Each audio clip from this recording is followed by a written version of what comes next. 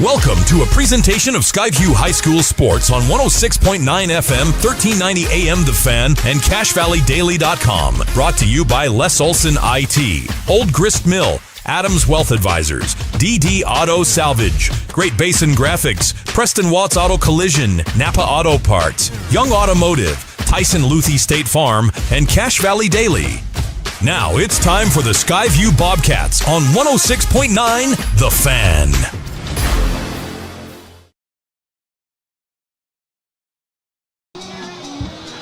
Good evening and welcome to Skyview High School. John Newbold here with you alongside John Russell. And it's a good Week 2 matchup between the Skyview Bobcats and the Morgan Trojans from 3A, the defending 3A state champs. As you can see on the field, they are out for the coin toss. So Kason Carlson is out this week, but there's the coin flip. And the official is talking to Morgan. It looks like Morgan won the coin toss, and they will defer for the second half. So Skyview will get the ball to start things off. Both teams coming off losses, John. Skyview lost at Salem Hills. Morgan was on the road as well, and they lost to Ridgeline in Millville. So they're back in Cache Valley for Week 2. Busy time on the road for Morgan. First of all, great to be with you, Hurricane. The Hurricane and John show back together again. And no, big game really for both teams. You don't want to start the season 0-2, regardless of whether you're in conference or not. And this is going to be a matchup for Skyview. This is a good Morgan football team. They in the last 10 years, they've been at least to the 3A semifinals. They've won three state championships. They've been to the final game 4 times. Skyview's going to have to come out ready to go. So again, this video experience is powered by Adams Wealth Advisors. Adams Wealth Advisors wants to understand your family, job, hobbies, and goals, earning your financial trust. Visit AdamsWealthAdvisors.com to schedule a time with an advisor today. You know, Hurricane, this is what it's all about. A Friday, beautiful weather here at Skyview, and I'm excited to see what this team can do. What they can do as far as coming out, shaking off a Week 1 loss, and be able to put some things together. Very interesting beginning of the year. I shouldn't say interesting, what you'd expect. A little shaky on defense. This is a team that you said had, I think, 3 returners. A little shaky on defense. Offense is always a little behind the defense and getting rolling. And hopefully coach and had the team working hard, and we got a good practice. Well, Skyview will receive the ball going left to right on your radio dial towards the north. They're wearing all blue pants, blue jerseys, and blue helmets with the white numerals on their helmets and on the jerseys. Lincoln Ballard back to receive for the Bobcats. So here we go as Morgan is getting ready to kick off. They're in all white with maroon helmets and maroon numerals. Looking good. It's field's looking great. Again, beautiful night in Cache Valley, and let's see what the Bobcats can do. Thomas Hicks kicks it away. It's going to go into the end zone, and Skyview will take over at their own 20-yard line. You know, that's an interesting thing. I always like to see those opening kickoffs because you never know down the line how important somebody with a leg is going to be. Are they going to be relied on to kick a long field goal? Punters, do you put them back in deep into your own side? So good start for Morgan. No rain in sight, thank goodness, and it's not windy like Salem Hills either. So Skyview starts on the right hash on the west side. Jack Clark in shotgun. He's got 2 receivers to the left, 1 to the right. Stokes in the backfield. Takes the snap, fakes the handoff. He's looking to throw. He throws. It's complete. Oh, no, it's through the hands at the 32-yard line. He had to climb the ladder, but Zach Oxborough couldn't bring it in, and he's thrown down as it goes incomplete. Yeah, it looks like Morgan, first play, brought some pressure, but a good pass just went through Oxboro's hands, and looks like Skyview's going to try and play with a little pace. Again, same formation. Takes the snap. He throws it quickly to Ballard in the slot. Breaks a tackle at the 20. Right at the line of scrimmage and gets across the 25 to the 27 on the east side of the football field. Should be about 3rd and 3. We'll see where they mark him down. I think he's at the 27, so a 7-yard gain to Ballard, and it's 3rd and 3 for the Bobcats. I like that play taken down by Birkeland, who had a big game.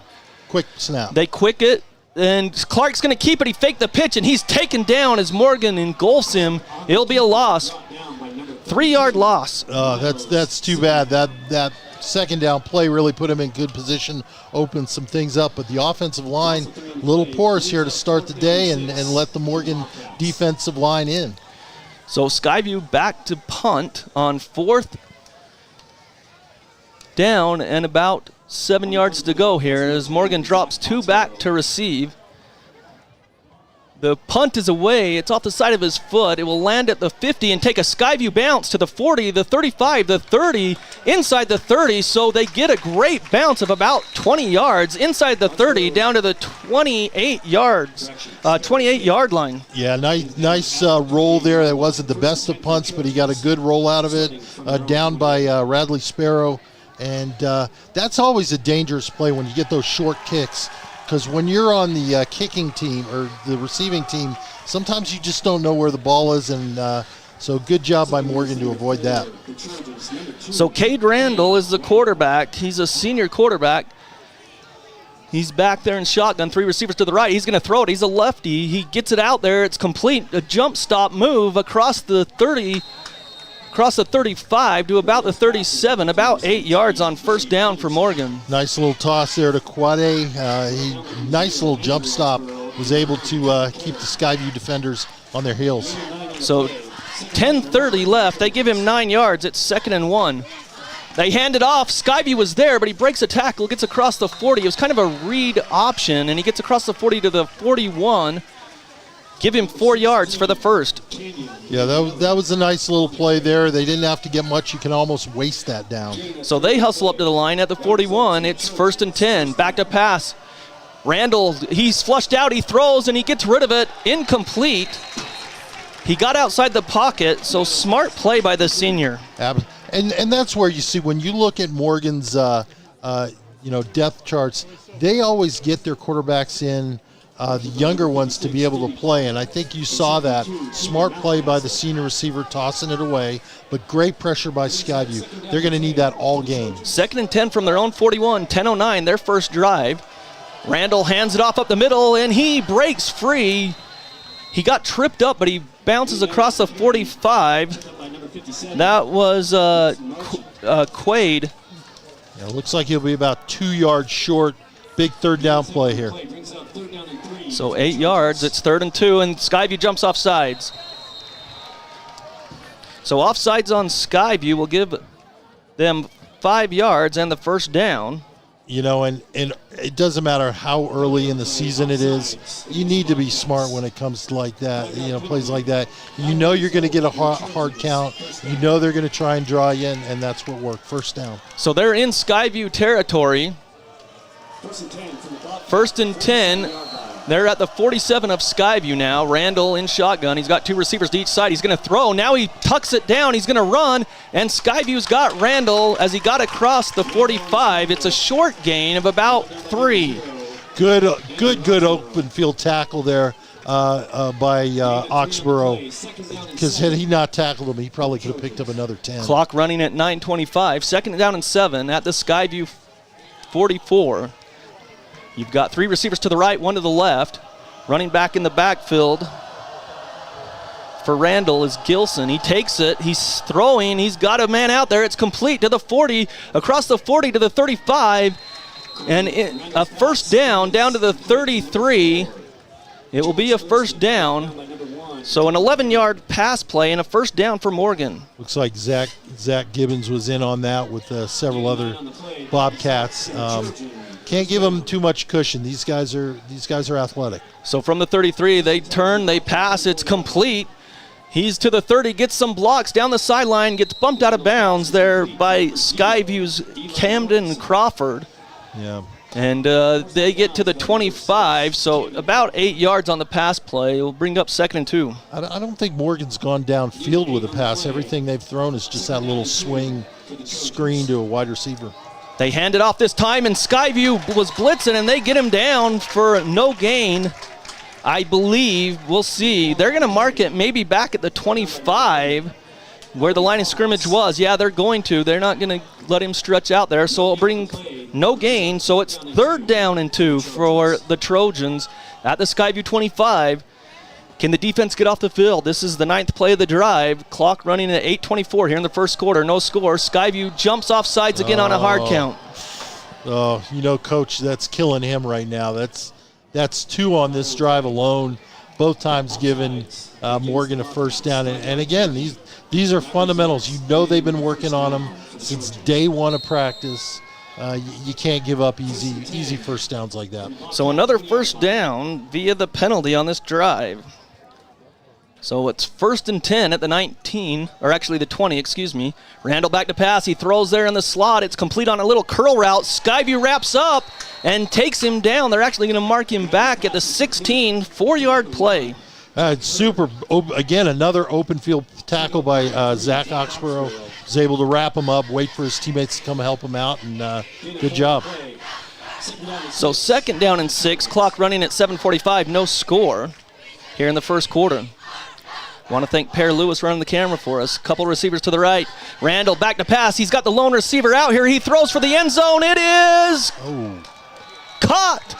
Skyview was there. Great job as they were tangling with the hands and fighting for the football, but the receiver pulled it in from 16 yards out, and it's a touchdown for Morgan from 16 yards. Yeah, I like the defense that Camden Crawford played. He was in his face. I like the ref letting him play a little bit. But just a super pass back in the corner, little run to the flag, and good catch by the Morgan receiver. So 6-0. Trojans, number 39, Carter Gorham. Pending the extra point here. Holding, number 1, Jack Hurd. So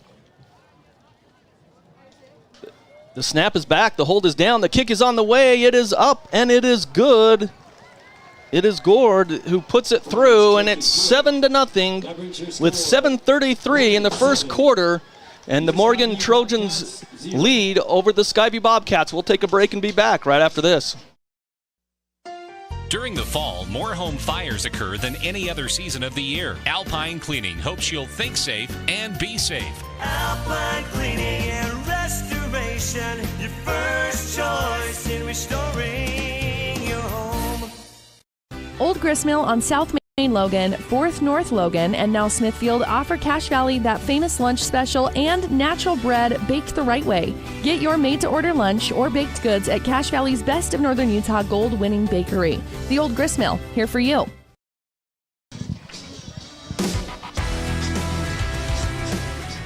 Welcome back to Skyview High School. It's 7-0 Morgan. Skyview's back to receive this kickoff after a 16-yard touchdown pass. With 7:33 in the opening quarter, Morgan struck first after holding Skyview to 3 and out. See if they can put another one through the end zone. They probably will, and he kicks it deep, and it goes down into the end zone. It's such a weapon to be able to kick it into the end zone there and force a team to start at the 20 and not get a good return. Absolutely. Don't give them any yards. Great first drive by Morgan. Essentially they kind of set things up for that pass with the little flare passes and ended up getting into the end zone.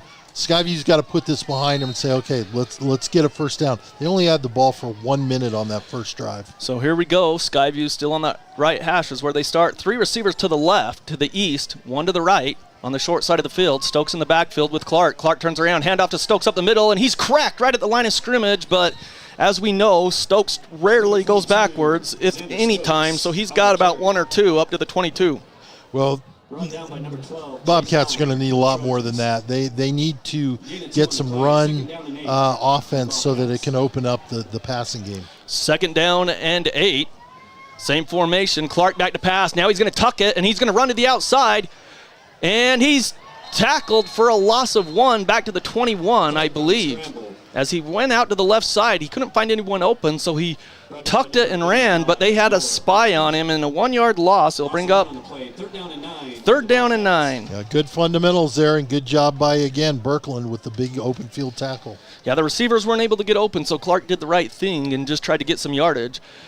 Twin receivers to each side on 3rd and 9 for the Bobcats at their own 21. Back to passes Clark again. The blitz is on. They pick it up. He runs through, but he's tackled. And he gained the yard back that he just lost to the 22, so a 1-yard gain as Morgan sent the blitz, and Skyview picked it up initially, so Clark ran up the middle, John, but it closed down quickly. Well, that's the thing. They did a good job with that initial wave, but then they turned around and kept on pushing, forced him up the middle, and again, now they're going to be passing it again, and again, another 1 minute 15-second drive. So back to punt are the Bobcats. Snap back. It's a nice kick there by Zach Sparrow, and Morgan fields it in a great open field tackle that time by Andrew Oxborough. Went down and no gain at all as he took the Morgan receiver down at the 36-yard line. I was looking for the hand in the air. That was a pretty nervy catch there.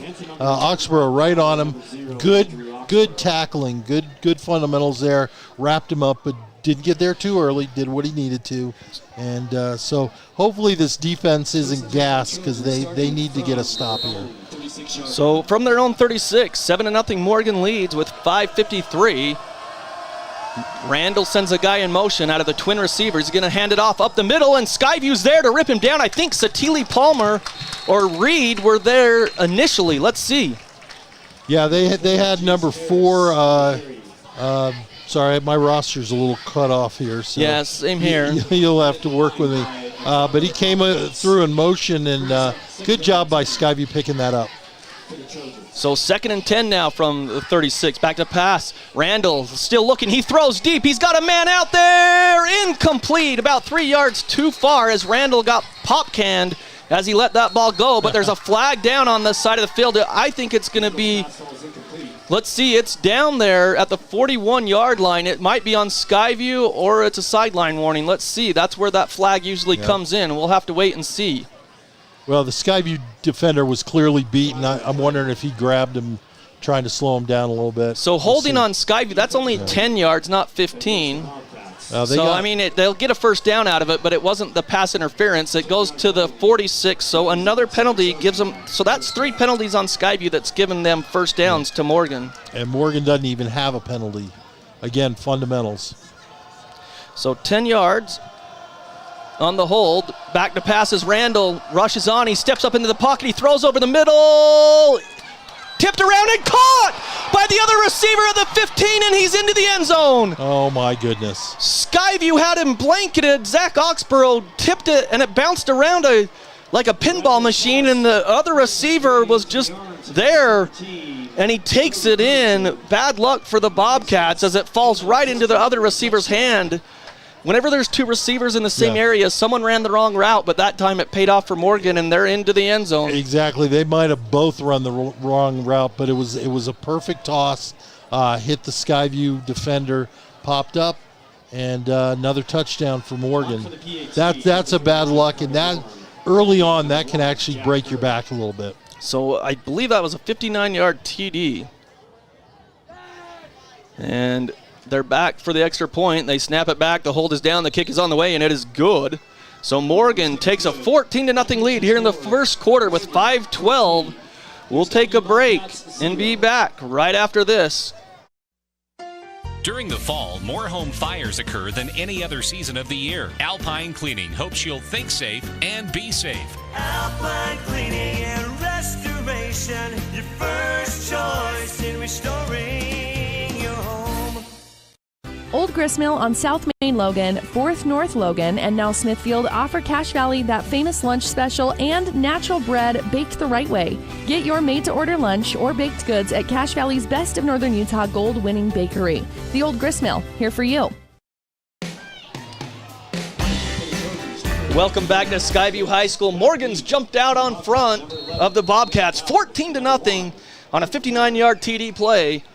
on a pass on a 3rd and 10 with 5:12 remaining here in the opening quarter. John Newbold and John Russell with you. This game brought to you by DD Auto and Salvage, Cache Valley's #1 place to get the most money for your junk vehicles. They sponsor Skyview Sports here on 106.9 FM and 1390 AM The Fan.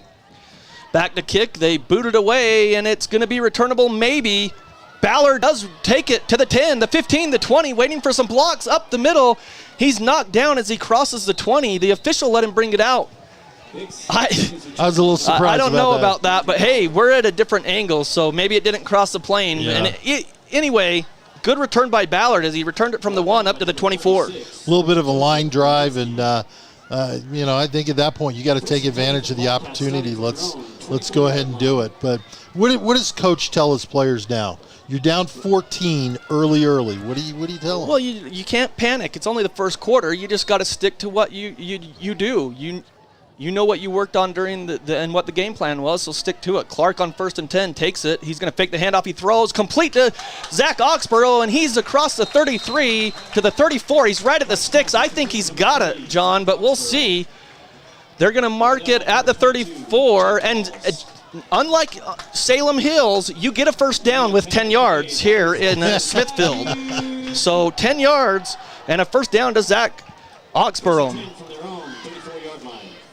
So 1st and 10 Bobcats.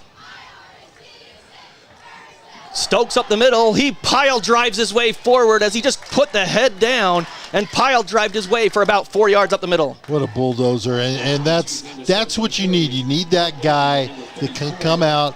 He may not break an 80-yarder, but he's going to get 3, 4, 5 and make the other team feel it. 4-yard gain for Stokes. 2nd and 6 for the Bobcats. Opening quarter, they trail 14-0. Quick pass to Ballard, who takes the pop and's got the first down across the 45. Oh, nice catch by Ballard. He did. You were spot on. He got popped as soon as he caught it. But what I like now is you're starting to see Skyview exactly what you said earlier. Don't go away from your game plan. Let's just get back in the game. 10-yard pass play to Ballard. He's got the first down. They turn, they get it to Ballard again across the 50. So Skyview's got their rhythm now, and they've got 4 or 5 yards on that play to Ballard. Well, they're just running these quick slants, these little button hooks, and they're not gaining a lot of yardage, but they're moving the ball. 3:42 in the first half, 14-0 Morgan. Skyview does trail. 2 receivers to the left, 1 to the right. Clark back to pass again. He's looking. He's got a man out there. That's Oxborough. He throws to him. Complete at the 25. The biggest play of the game for the Bobcats as they get from the 47 down to the 15-yard line. Perfect throw. So let's see, 47 to the 27's 20. So I'm trying to do math. That's a problem. 47 down to the 15. Nice pass play. 1st and 10 Bobcats. They quickly get it on a wide receiver screen, but the lineman couldn't get out there quick enough, and so Oxborough loses a couple yards from the 15 to the 18. I think that little 38-yard pickup is exactly what they needed. Now they're on the other side of the field, and even though that play cost them a yard or two, they got to feel better. 3 receivers to the right, 1 to the left. 2nd down and 13. They hand off to Stokes. No, Clark's going to keep it. It goes to the right side. Gets a block. He gets down the sideline, but there was on the short side of the field, John. There wasn't a lot of room, but he might have got the 3 yards back. I don't know where he stepped out. We'll see. Well, when you run to the short side, you better be able to turn it upfield real quick. Otherwise, there's not much over there. But good decision there to not hand the ball off because they would have got stomped. I think he got 4, but I might be wrong. No, I think they're at the 16, so then that's a loss of a yard. So 3rd down, 3 receivers to the left, 1 to the right. They throw to the end zone. Oxborough's there, and it's too high. It could have been pass interference because the defender was on his hands were on him, but they let him fight through it. Incomplete, and it'll bring it down 4th and 14. We've seen that now on 2 plays. On the first touchdown by Morgan, where they let him play a little hand play there, and once again down here, both players were pushing each other off, and so as long as you're fair both ways, I'm good with it. Tucker Stokes, the holder. Carlson lines up for a field goal. This will be a 36-yarder. Snap back, hold is down. Kick on the way by Carlson it looks good from here, and it is. Lots of leg on it. It just snuck in the upright. So from 36 yards out, Skyview's on the board. They trail 14-3 with 2:40 left. Here in the first quarter, we'll take a break and be back right after this. During the fall, more home fires occur than any other season of the year. Alpine Cleaning hopes you'll think safe and be safe. Alpine Cleaning and Restoration, your first choice in restoring your home. Old Gristmill on South Main Logan, 4th North Logan, and now Smithfield offer Cache Valley that famous lunch special and natural bread baked the right way. Get your made-to-order lunch or baked goods at Cache Valley's Best of Northern Utah gold-winning bakery. The Old Gristmill, here for you. From day one, right down the street, to present day, all over America, Napa and our nationwide network of parts and exceptional service were built for one mission: to keep your business moving full speed ahead. Napa know-how.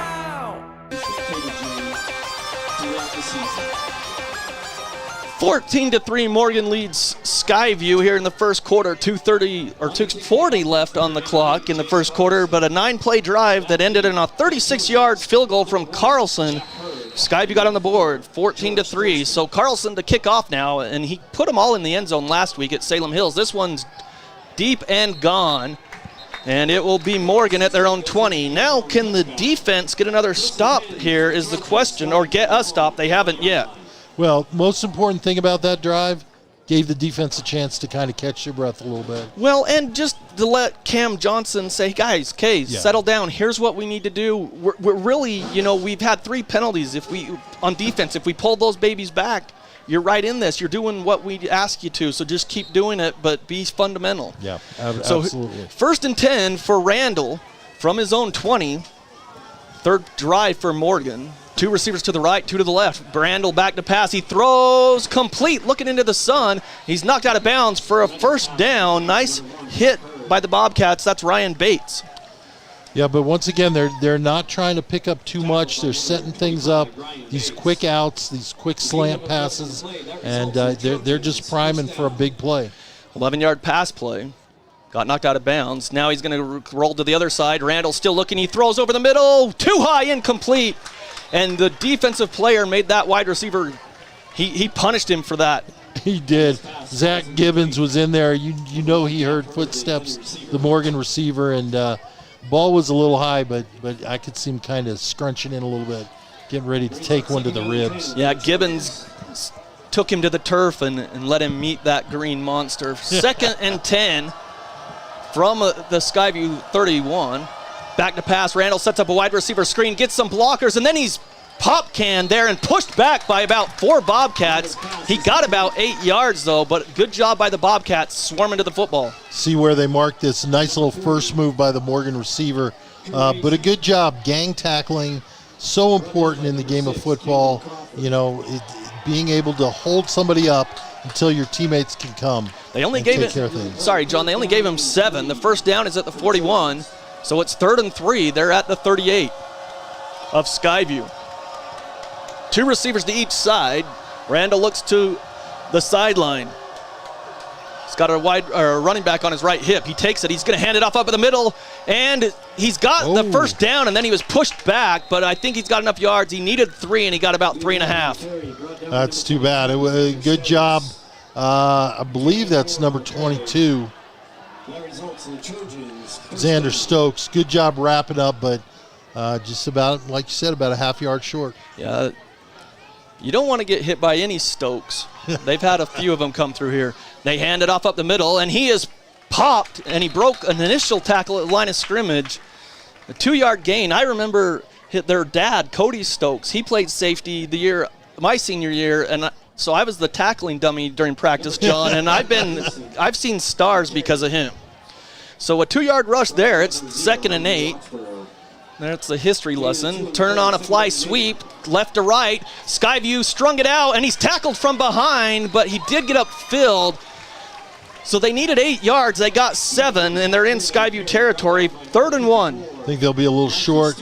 Looks like Morgan's going to try and get this thing off fast. Yeah, they line up quickly. Twin receivers to each side.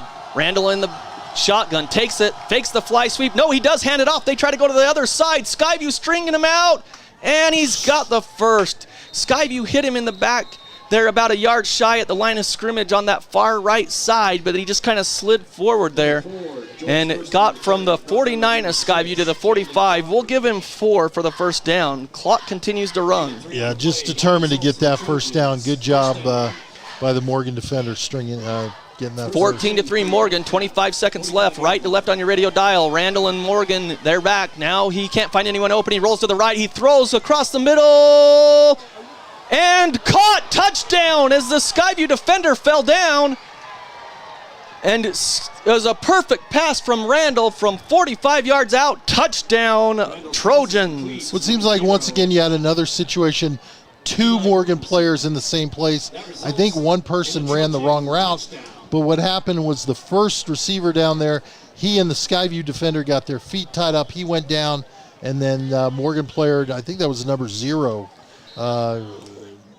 Mortensen, he was able to sneak through, pick up the touchdown. 20-7, Skyview that time, they were in the right area.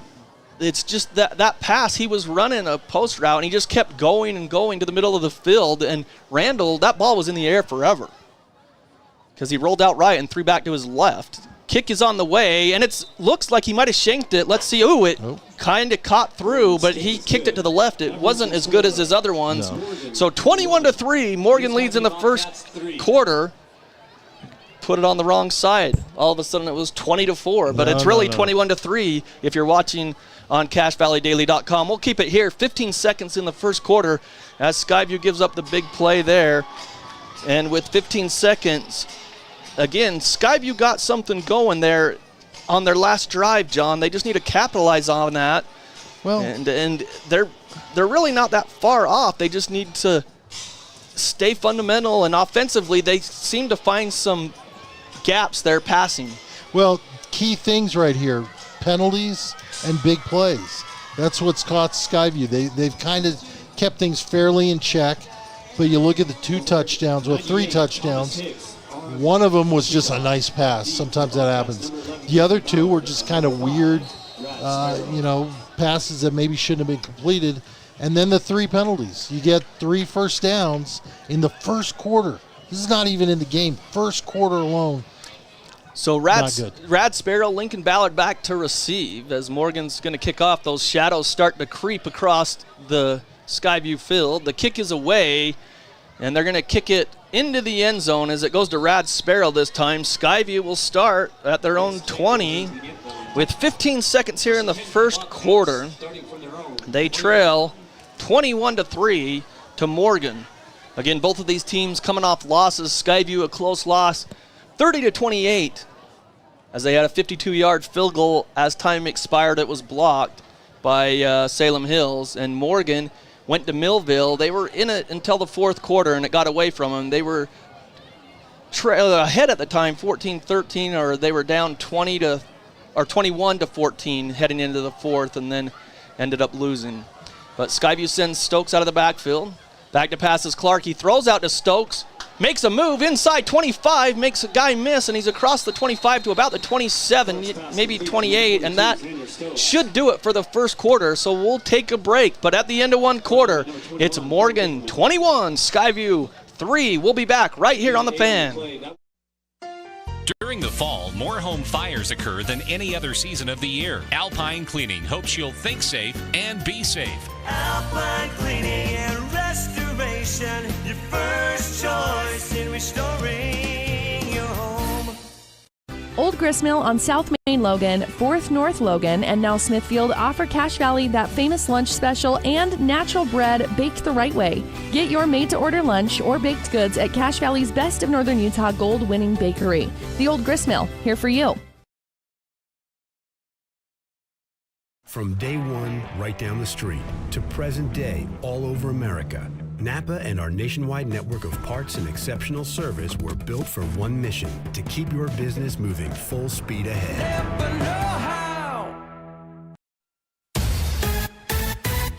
Preston Watts Collision and Glass has been your #1 resource for collision repair and auto glass. We specialize in windshield repairs. Competitive prices, call Preston. Start of the second quarter, 21-3 Morgan leads. Skyview has a 2nd and 8 after that 8-yard pass to Stokes. So 2nd and 2, after the 8-yard gain. Clark takes it, handoff to Stokes.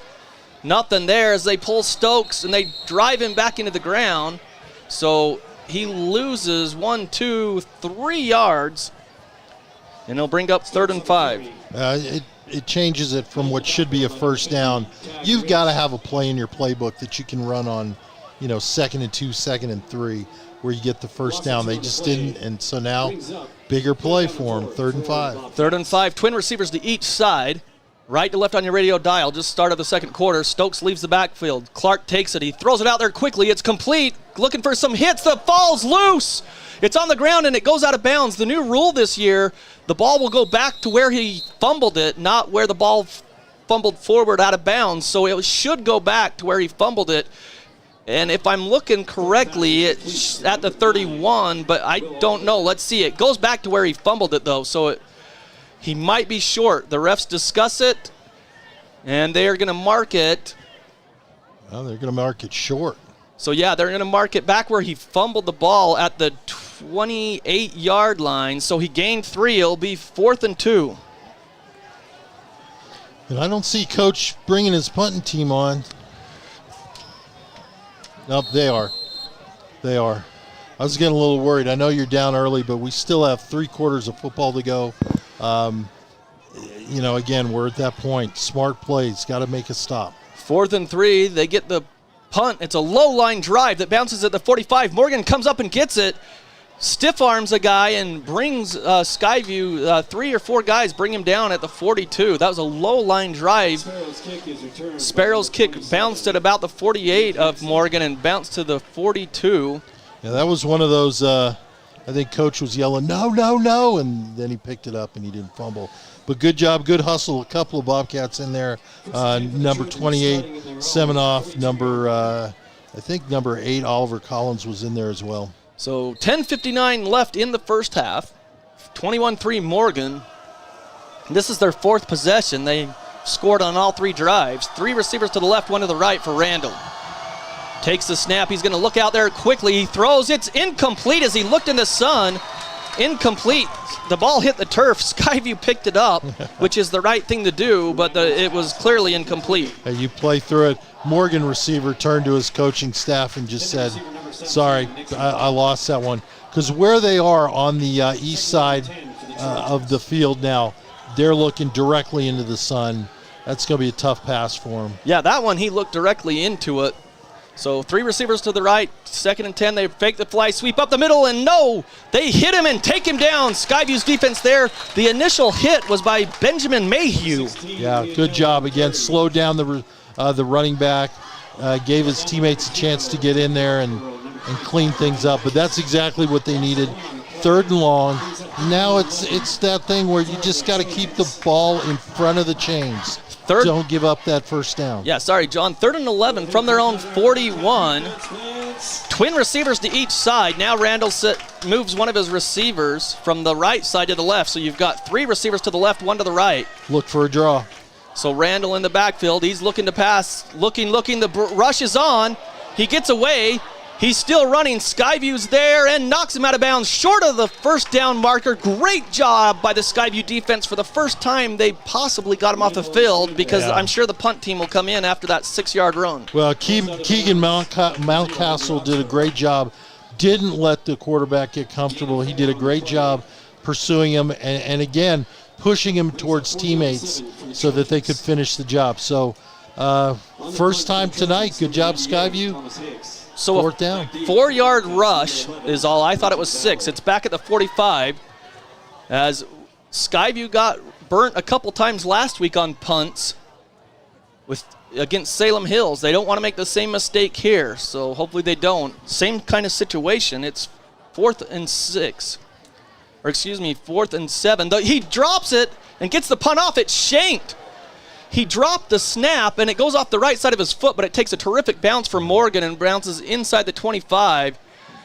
But he panicked for a second. Skyview didn't have any back there into the backfield, and luckily for Morgan, Skyview didn't. Yeah. And so Skyview will take over, though, John, with 9:55. Some positives coming from the defense that time. Though the best positive could have been right there, some sort of turnover. That was a perfect snap, went right in his hands. I think he just got a little excited, getting ready to kick. But again, horrible punt off the side of his foot, but he got like a 15, 20-yard roll on that. Pins back Bobcats a little bit. That's what I always hope with my golf wedge, but it never does the same thing. It's always in the sand. So Clark on 1st and 10 takes it. He's going to fake the handoff. He throws. Ballard incomplete. Great coverage there for Morgan, as I think we don't have their last names, but Number 10. Number 10 came up and knocks it loose. Incomplete. But again, there were 2 Skyview receivers there. You're helping the defense that way. 9:53, twin receivers to each side. Turn around, fake the handoff quickly to Ballard. It's behind him, and he makes the catch, and he gets driven into the ground at the 30, but he hung on. Ballard's tough. From the 23 up to the 30, 7 yards. 7-yard pass, and the Bobcats 3rd and 3. Can they convert here? Keep this drive alive. They need to. They really need to. 2 receivers to the left, 1 to the right for Clark. Stokes in the backfield. They take the snap. It's high. Clark throws. It's caught. Complete on the slant. Let's see who the receiver was. It is Zach Oxborough to the 36-yard line. 6 yards for the first. Great job by Oxborough. Kind of acting like a defender in basketball. Good screen. Kept the defender away from the ball and watched the ball come into his chest and took care of it. Yeah, Zach's probably done that in basketball too. So, Twin receivers to each side. 1st and 10 Bobcats at the 36. They trail 21-3. Opening half. Clark throws. Complete to Ballard. He gets hit, and he's still not down. He has to get wrestled down, but he fights for those yards. He's 2 yards shy of the first 8 yards to Ballard. Well, every football team needs a guy like Ballard. He's not big, but boy, is he tough. Yep. And he's going to fight. So up to the 44-yard line, Morgan's stacking the box on this 2nd and short, 2nd and 2 from their own 44, 8:35 here in the first half. Ballard moves right to left, so 2 receivers to the left, 1 to the right. Clark in shotgun, Stokes behind him, but Morgan's really stacked the box this play.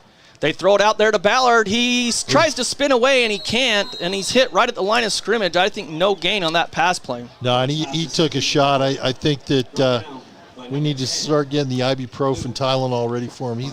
He's already taken several shots, but keeps going. He doesn't need medicine. Lincoln's tough, I think, from what I've seen. 2 receivers to each side, 3rd and 2 from the 44. Stokes in motion. Back to pass. Clark, the blitz is on. Now he runs up the middle, and he's across the 45. He's shy of the first down. The official threw the flag. It's probably illegal motion on Skyview. Yeah, illegal motion on Skyview. I thought they got set again, though, but apparently not at the snap. It would be about 4th and 2, or 4th and 1, from the 45. If they accept the penalty, it will go back from the 44. They do accept it. It will be 3rd and 9. Well, you give them that opportunity to get the first down. I think coach has to have a good play here because they need the first down. To be honest, at that point, I would have thought they would have gone for it on a 4th and 1. They're really getting to that point. Oh, I'm sure it would have, but now it's 3rd down and 7. 3rd down and 7. So 3 receivers to the right, 1 to the left. Stokes leaves the backfield. Skyview's got the snap. Blitz is on. Clark lets it fly to Oxborough. Complete. He hangs on the back shoulder. The blitz came up the middle, and Clark took the shot and got that pass off to Oxborough. Great toss on his outside shoulder. Made it so that if anybody was going to get it, it was just going to be Oxborough. He went up for it, caught it, and a big first down. And way to take the shot. 19-yard pass play for the first down to Oxborough. 1st and 10, Bobcats. Clock runs 7:18. They trail 21-3. It's in the first half. They turn around on first down. Clark back to pass. He looks, he throws, he's hit as he throws, and a flag comes out. The official was grabbing it. He just couldn't get it out, and then it finally came out. But Oxborough, when he made his cut on the comeback route, he was either held, so it should be a PI because the ball was in the air, but let's see what they call. Maybe it was We'll wait before the here. ball. Tell you what, though, Clark has just been they're doing a lot of pressure. Morgan pressure up the middle, and last 3 or 4 balls, they've been able to put a little body on them, and that will catch up eventually. So holding on Morgan, their first penalty of the game. It's 10 yards. It will be a first down at the 32-yard line of Morgan. Couple receivers to each side. Clark throws, and that should be PI too. He came across the middle and was hit. I don't know what the officials are watching, but that pass, that's PI. You come across on a slant pattern and you get hit and tackled before you can get to the ball, that's PI. Yeah. But incomplete, so it's second down. Maybe the sun was in the ref's eyes as well. They just didn't say it. Now, that was pretty clear. Although kind of a dangerous pass that was thrown in the middle of a lot of bodies. But so you've got 2 receivers to the right on 2nd and 10. Clark takes a snap, handoff to Stokes to the right. Looking for blockers, nothing there. He gained maybe a yard from the 32 to the 31, so it'll be a 3rd and 9 coming up. Yeah, tough run for Stokes. It was really 1 against 3. They had 3 defenders out there on him. Tried to give him a little juke, but they were zeroed in. 21-3 Morgan. Skyview going right to left on your radio dial. 3rd down and 9 from the 31 of Morgan. Clark takes a snap. Empty backfield. He gets away from a defender, rolling to the left, still rolling. He throws. He's got a man in the end zone. Incomplete. As he had to get rid of it as he was running away from the defenders, and it will be 4th down and 9. Carlson is the kicker, John, and this one might be too long. They attempted 52 last week. It was blocked. This one's would be about probably around 46, and Skyview trails 21-3 here in the first half with 6:35. They're lining up to go for it. Yeah, they miss it. They give you the ball back on the 30.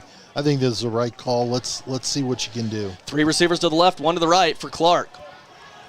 4th and 9. Takes the snap. He's back to pass. Throws, and the receiver cut off the route, and Clark thought he was going long, incomplete, and they'll turn it over on downs. Yeah.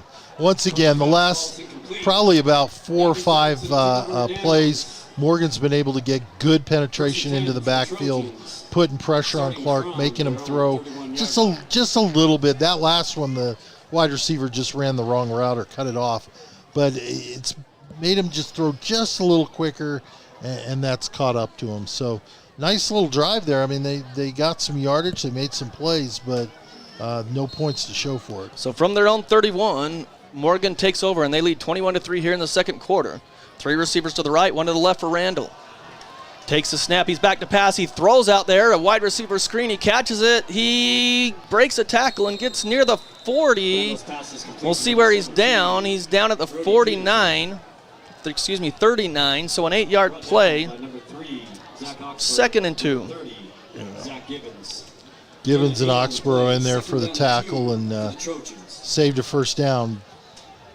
So 3 receivers left, 1 to the right for Randall on 1st and 10. Back to pass, still looking, he rolls to the right. Now he's going to launch it downfield. His man's beaten the Skyview defenders. 2 of them were back there, but the receiver couldn't haul it in. Incomplete. Skyview got lucky on that one. Yeah, just overthrew it by a couple of yards. That Morgan receiver was wide open. Didn't see what move he put on him, but there were 2 Bobcats trying to track him down. Had that been on, we would add another touchdown. Yeah, he got his hand on it, just couldn't haul it in with 5:55 here in the first half. But that's when you're 2nd and 2, you can take that chance. 3rd and 2 from their own 39. Randall sends a man in motion, takes a snap. Everyone moves on Skyview offsides, unless someone flinched up front for the Morgan Trojans. And it's offsides on the Skyview Bobcats. Another first down via the first down. So that's 4. Not the numbers. When you have more penalties for first down than points, that's a little concerning. So 1st and 10, Morgan gets the 5 yards up to the 44, their own 44. They hand off up the middle. Skyview's there, and they take him down. A whole bunch of Bobcats rip him down, and he did gain a yard to the 45, so it'll be 2nd and 9. Yeah, I like that tackle. Good job by the Bobcats, number 13. Stinson Summers in there, put a little pop on the running back, and it's what you want. You want long long yardage for first. Clock running at 5:27 here in the first half, 21-3. Morgan leads, and they have the ball. Randall's going to roll, get some blocking. He throws, and it's caught at the 39 of Skyview as he goes down to the turf. Oh, they're going to mark him at the 40. So Mortensen has it. Looked like he might have fumbled it, but the ref very clear came in there, said that's a catch, and they moved the chains. 15-yard pass play in Skyview territory, fly sweep. They hurry and got up and fly sweep it to the right side. He makes some moves, breaks some tackles. He's across the 35 to the 30, and now down to about the 25. They mark him at the 23, so 17 yards, and they hurry up to the line again. Yep. Zach Gibbons been a busy man tonight. He's another tackle for him. You don't like to see that. That means that they're in the secondary. They do a fly sweep the other way, and Skyview's got a tackle for a loss. There you go. That's what you needed. Number 13, Stenson Summers comes in. Good job. Blew through the line. Gives them a loss. So back to the 27, a loss of 4. So 2nd and 14. Clock running at under 4:30. Back to pass. Throwing down the sideline. He caught it, but did he get a foot down? The official says he did. Down to the 9. What a catch, because he was draped by Summers. What a nice pass and catch. The Morgan quarterback has an arm on him. Isn't afraid to use it. So Randall for 14 yards gets him inside the 10, down to the 9. 1st and goal. And now a timeout on Morgan. They call it. So with 4:21, it's 21-3. Morgan leads Skyview 21-3 with 4:21 here in the first half. We'll keep it here, give you some score updates. As again, these score updates brought to you by a Skyview sponsor. Great Basin Graphics does custom t-shirts, detailed embroidery, and creates graphic designs that will get your business noticed. We got a ton of scores here. Bear River leads Cottonwood 35-0 after the first quarter. Wow. That was in Garland. Mountain Crest leads Uinta 14-0 in the first half. That's out in Hiram as Mountain Crest, they haven't given up a point all season. No. I mean, they held the East 38-0. They had 2 safeties, and they only allowed 1 first down in that game. And Granger leads Logan 14-7. That's at Crimson Field. That was in the first quarter. Springville leads Green Canyon on the road. Green Canyon's on the road, excuse me. Springville leads 7-3. And our last score that we had, Ridgeline 7, Park City 0. That's at Park City in the first quarter. So there's your score updates by Great Basin Graphics. And actually, one other one updated. Mountain Crest 34, Uinta 0. Wow. 10 minutes in the second quarter. I wonder if they've given up a first down in that one. I'll tell you what, this is a tough region, and you better be ready to go every game. Couple receivers to the right, 2 to the left for Morgan. 1st and goal at the Skyview 9. They lead 21-3. Randall back in shotgun. He's going to roll out to the left to throw, and there's a penalty marker. This is going to be a legal shift or offsides. Skyview lined up offsides. Let's see. The official comes in.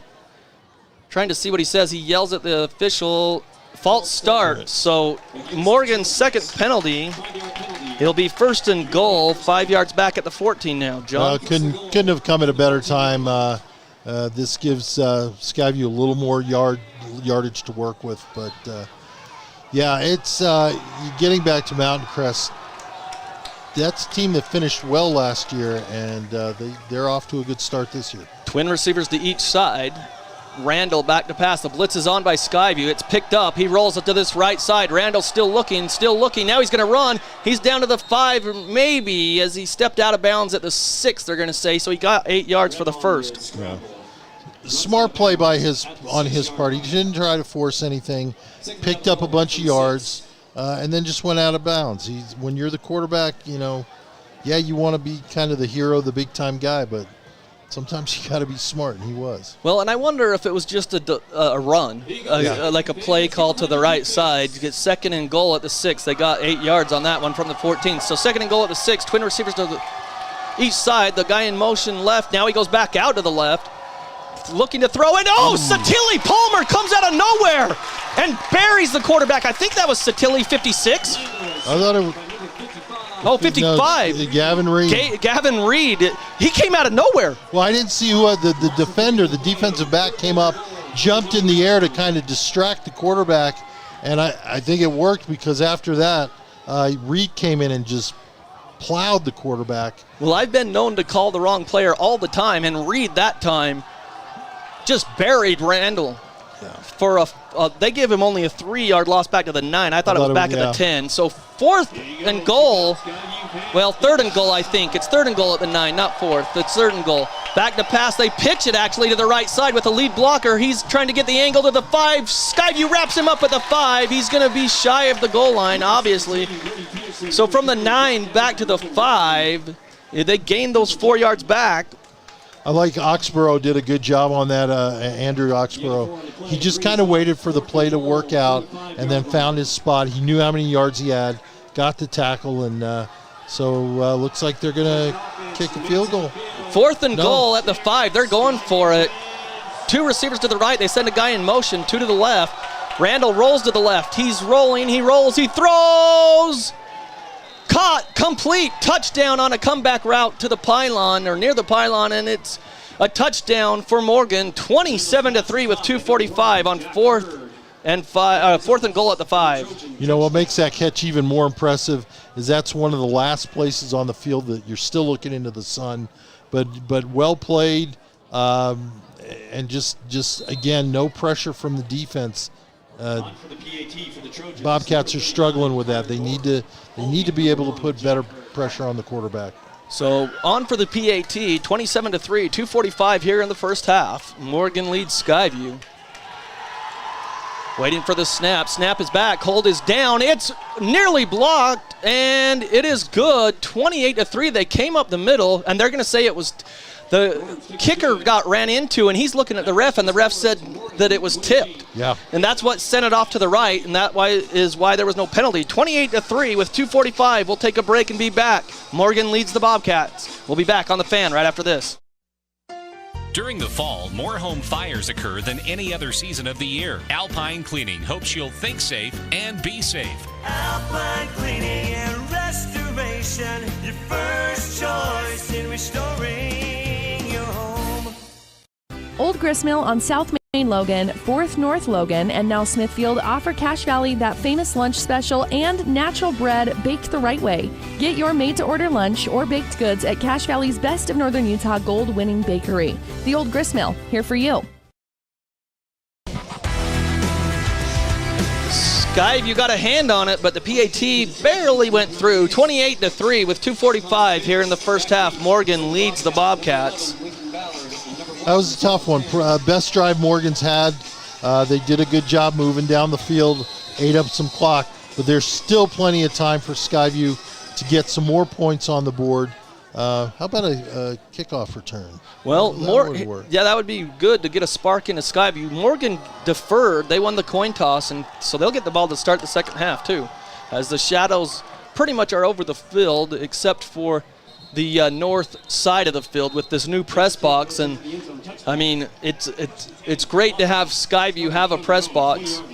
We just need to get some air conditioning up here because it is. Do you want me to turn the heat down? Sorry, I kicked that on when we got here. Oh, so. Yeah, if you could turn that off, that'd be. Not a problem. We didn't communicate that too well. No, Apologize for that, John. This is our first game together in a while. I'm hoping we can do it again. Your normal partner in crime is not with us tonight. Yeah, he's on a cruise right now, I believe. So he better come back with some items for me. I don't know. 3 receivers to the right, 1 to the left. Clark throws in, it's low as the blitz was on, and bounces to Oxborough incomplete. Yeah, it looked like he almost kind of slipped out of his hand because, again, Morgan, good defensive pressure off the side and just kind of got in the quarterback's face.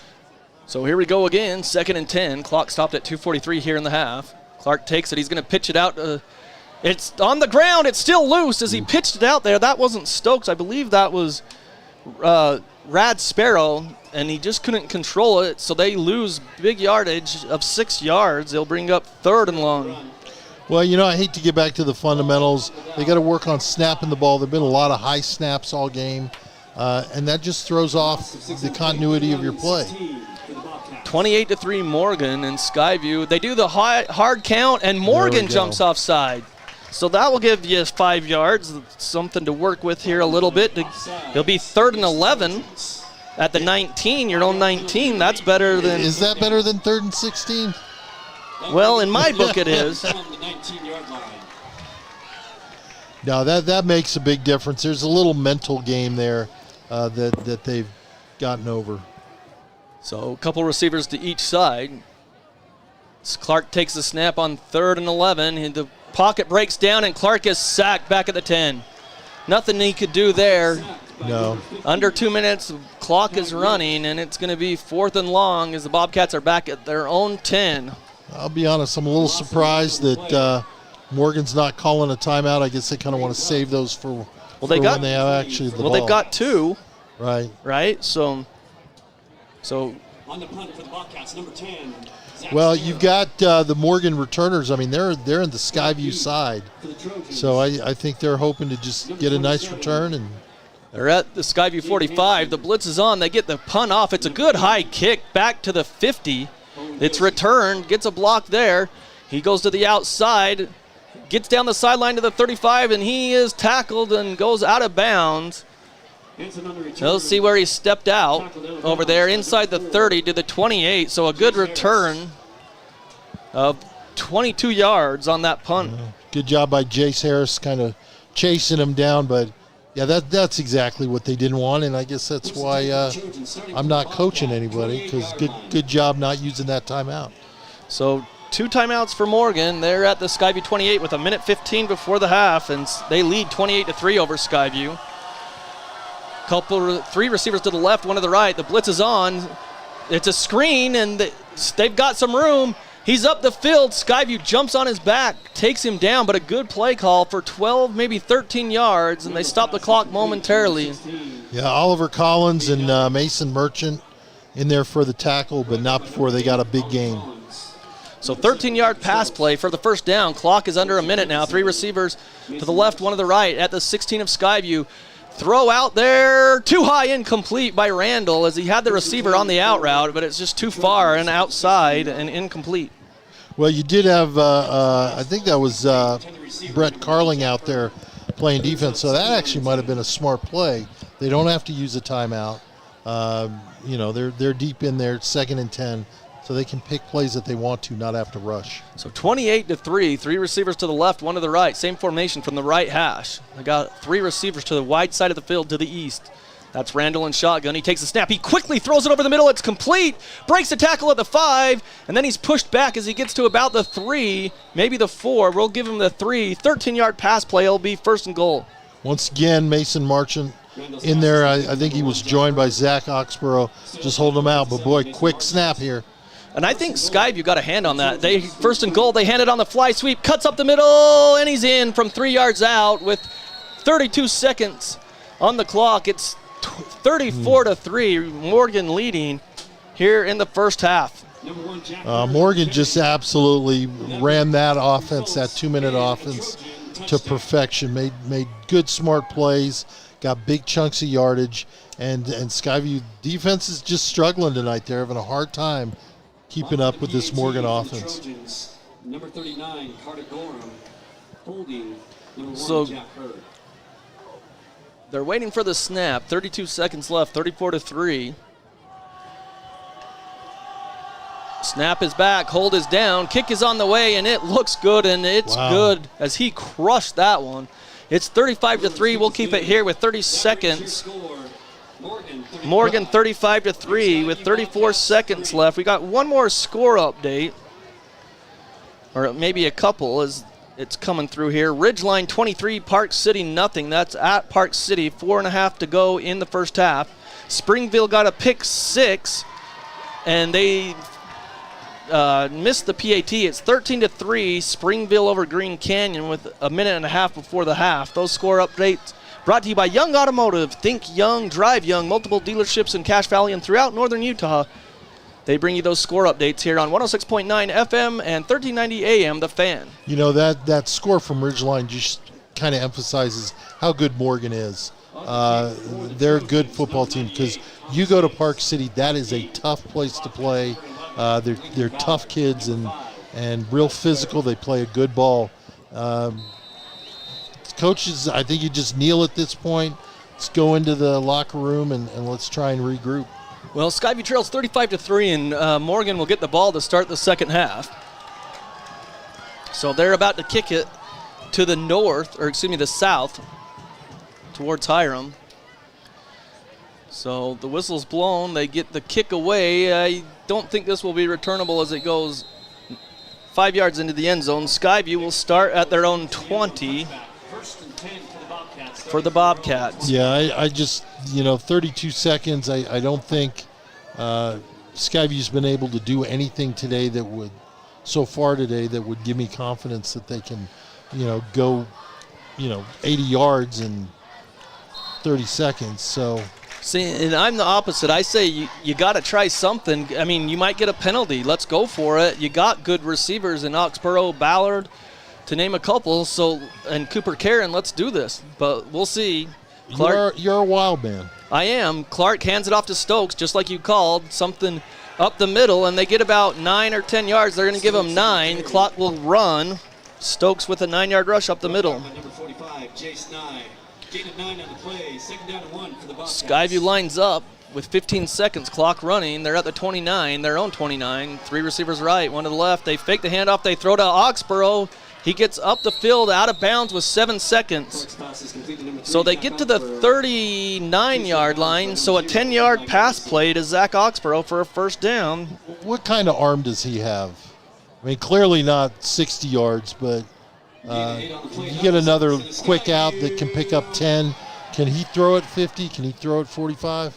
Well, I think that he could with time, but he hasn't had time tonight, right? So, but Morgan's dropping 3 deep. So they hand it off to Stokes, and he's hitting the backfield. He maybe got to the line of scrimmage. No, lose 2 yards, and that's going to end the half. So Skyview runs the clock out. They go to the locker room on that 2-yard loss to Stokes, and they trail 35-3 here at the half. We're going to step aside, hear from our sponsors, and when we come back, we'll give our first half recap and kind of our thoughts. We'll get you some score updates, and that's all coming up. Thanks for tuning in here on 1390 AM, 106.9 FM, The Fan. During the fall, more home fires occur than any other season of the year. Alpine Cleaning hopes you'll think safe and be safe. Alpine Cleaning and Restoration, your first choice in restoring your home. Old Gristmill on South Main Logan, 4th North Logan, and now Smithfield offer Cache Valley that famous lunch special and natural bread baked the right way. Get your made-to-order lunch or baked goods at Cache Valley's Best of Northern Utah gold-winning bakery. The Old Gristmill, here for you. From day one, right down the street, to present day, all over America, Napa and our nationwide network of parts and exceptional service were built for one mission: to keep your business moving full speed ahead.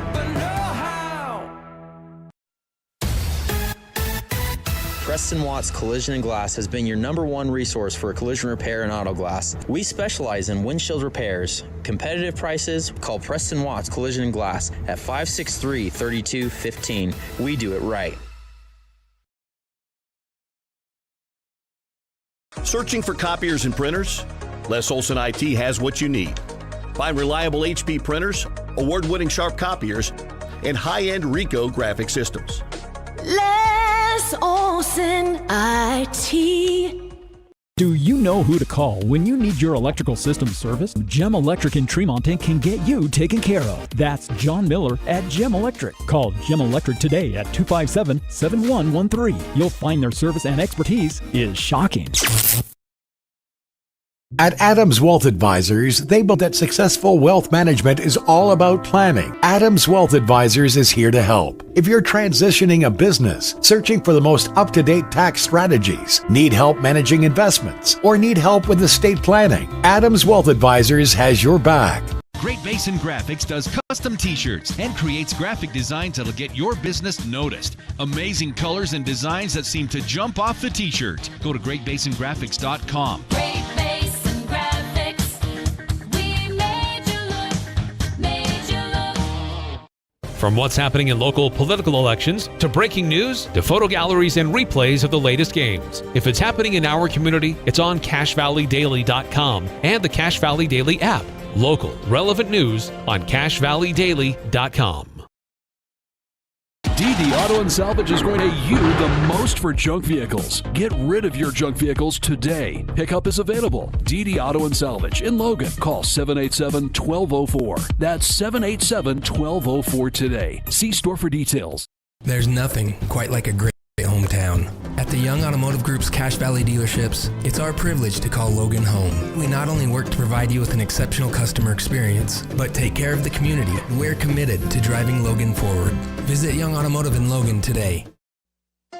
During the fall, more home fires occur than any other season of the year. Alpine Cleaning hopes you'll think safe and be safe. Alpine Cleaning and Restoration, your first choice in restoring your home.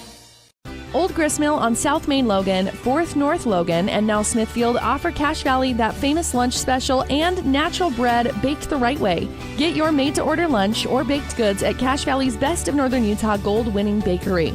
The Old Gristmill, here for you. From day one, right down the street, to present day, all over America, Napa and our nationwide network of parts and exceptional service were built for one mission: to keep your business moving full speed ahead.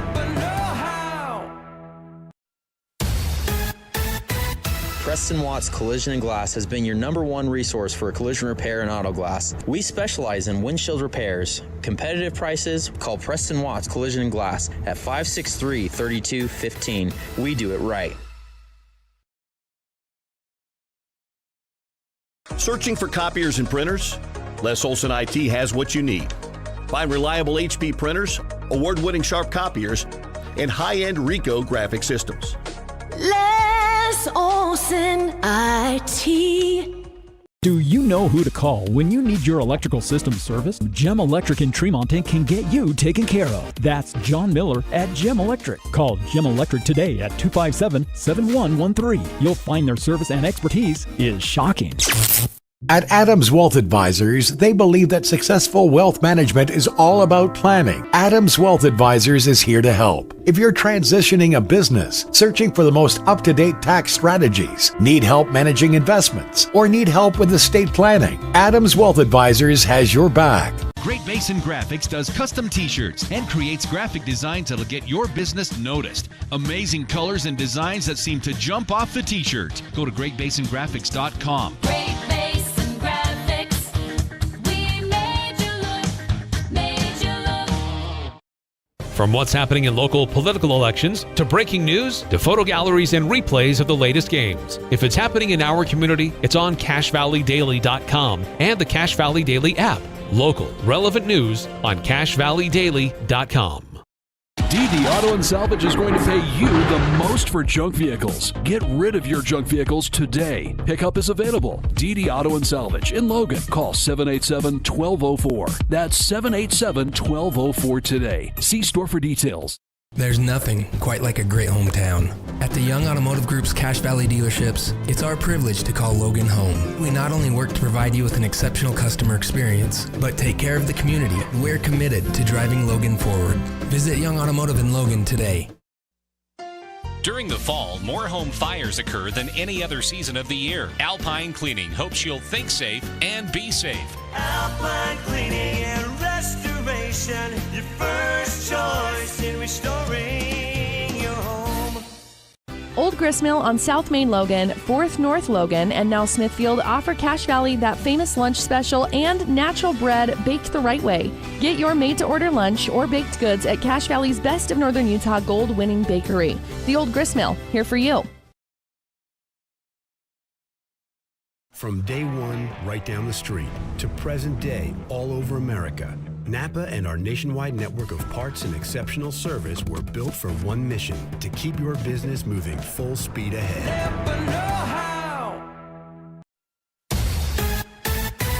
Preston Watts Collision and Glass has been your #1 resource for collision repair and auto glass. We specialize in windshield repairs. Competitive prices, call Preston Watts Collision and Glass at 563-3215. We do it right.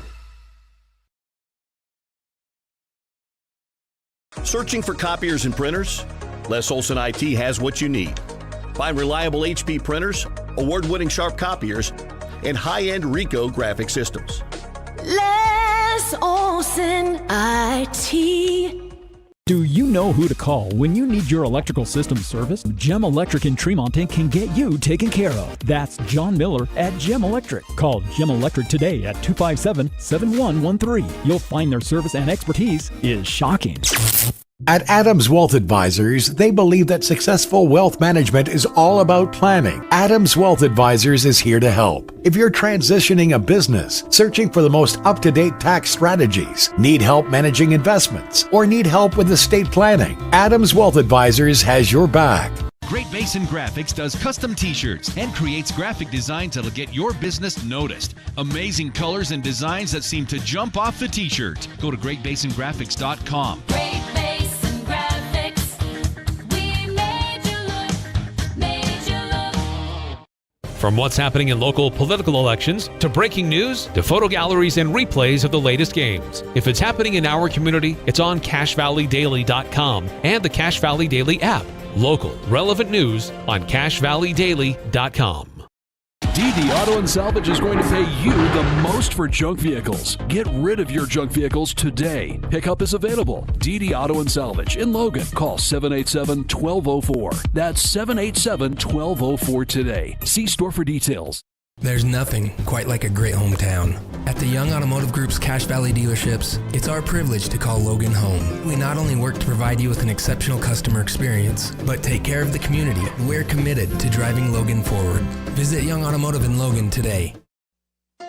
During the fall, more home fires occur than any other season of the year. Alpine Cleaning hopes you'll think safe and be safe. Alpine Cleaning and Restoration, your first choice in restoring your home. Old Gristmill on South Main Logan, 4th North Logan, and now Smithfield offer Cache Valley that famous lunch special and natural bread baked the right way. Get your made-to-order lunch or baked goods at Cache Valley's Best of Northern Utah gold-winning bakery. The Old Gristmill, here for you. From day one, right down the street, to present day, all over America, Napa and our nationwide network of parts and exceptional service were built for one mission: to keep your business moving full speed ahead. Preston Watts Collision and Glass has been your #1 resource for collision repair and auto glass. We specialize in windshield repairs. Competitive prices, call Preston Watts Collision and Glass at 563-3215. We do it right. Searching for copiers and printers? Les Olson IT has what you need. Find reliable HP printers, award-winning Sharp copiers, and high-end Ricoh graphic systems. Les Olson IT. Do you know who to call when you need your electrical system serviced? Gem Electric in Tremonton can get you taken care of. That's John Miller at Gem Electric. Call Gem Electric today at 257-7113. You'll find their service and expertise is shocking.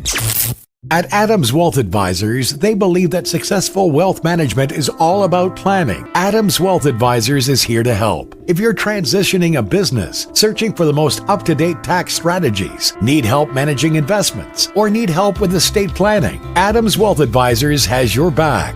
Great Basin Graphics does custom t-shirts and creates graphic designs that'll get your business noticed. Amazing colors and designs that seem to jump off the t-shirt. Go to greatbasingraphics.com. Great Basin Graphics. We made you look. From what's happening in local political elections, to breaking news, to photo galleries and replays of the latest games. If it's happening in our community, it's on CashValleyDaily.com and the Cache Valley Daily app. Local, relevant news on CashValleyDaily.com. Welcome back to Skyview High School. We're at halftime. Morgan leads the Bobcats 35-3 here at half. John Newbold, John Russell with you. Per Lewis running the camera for us, doing a great job. And of course, you can watch these games on CashValleyDaily.com.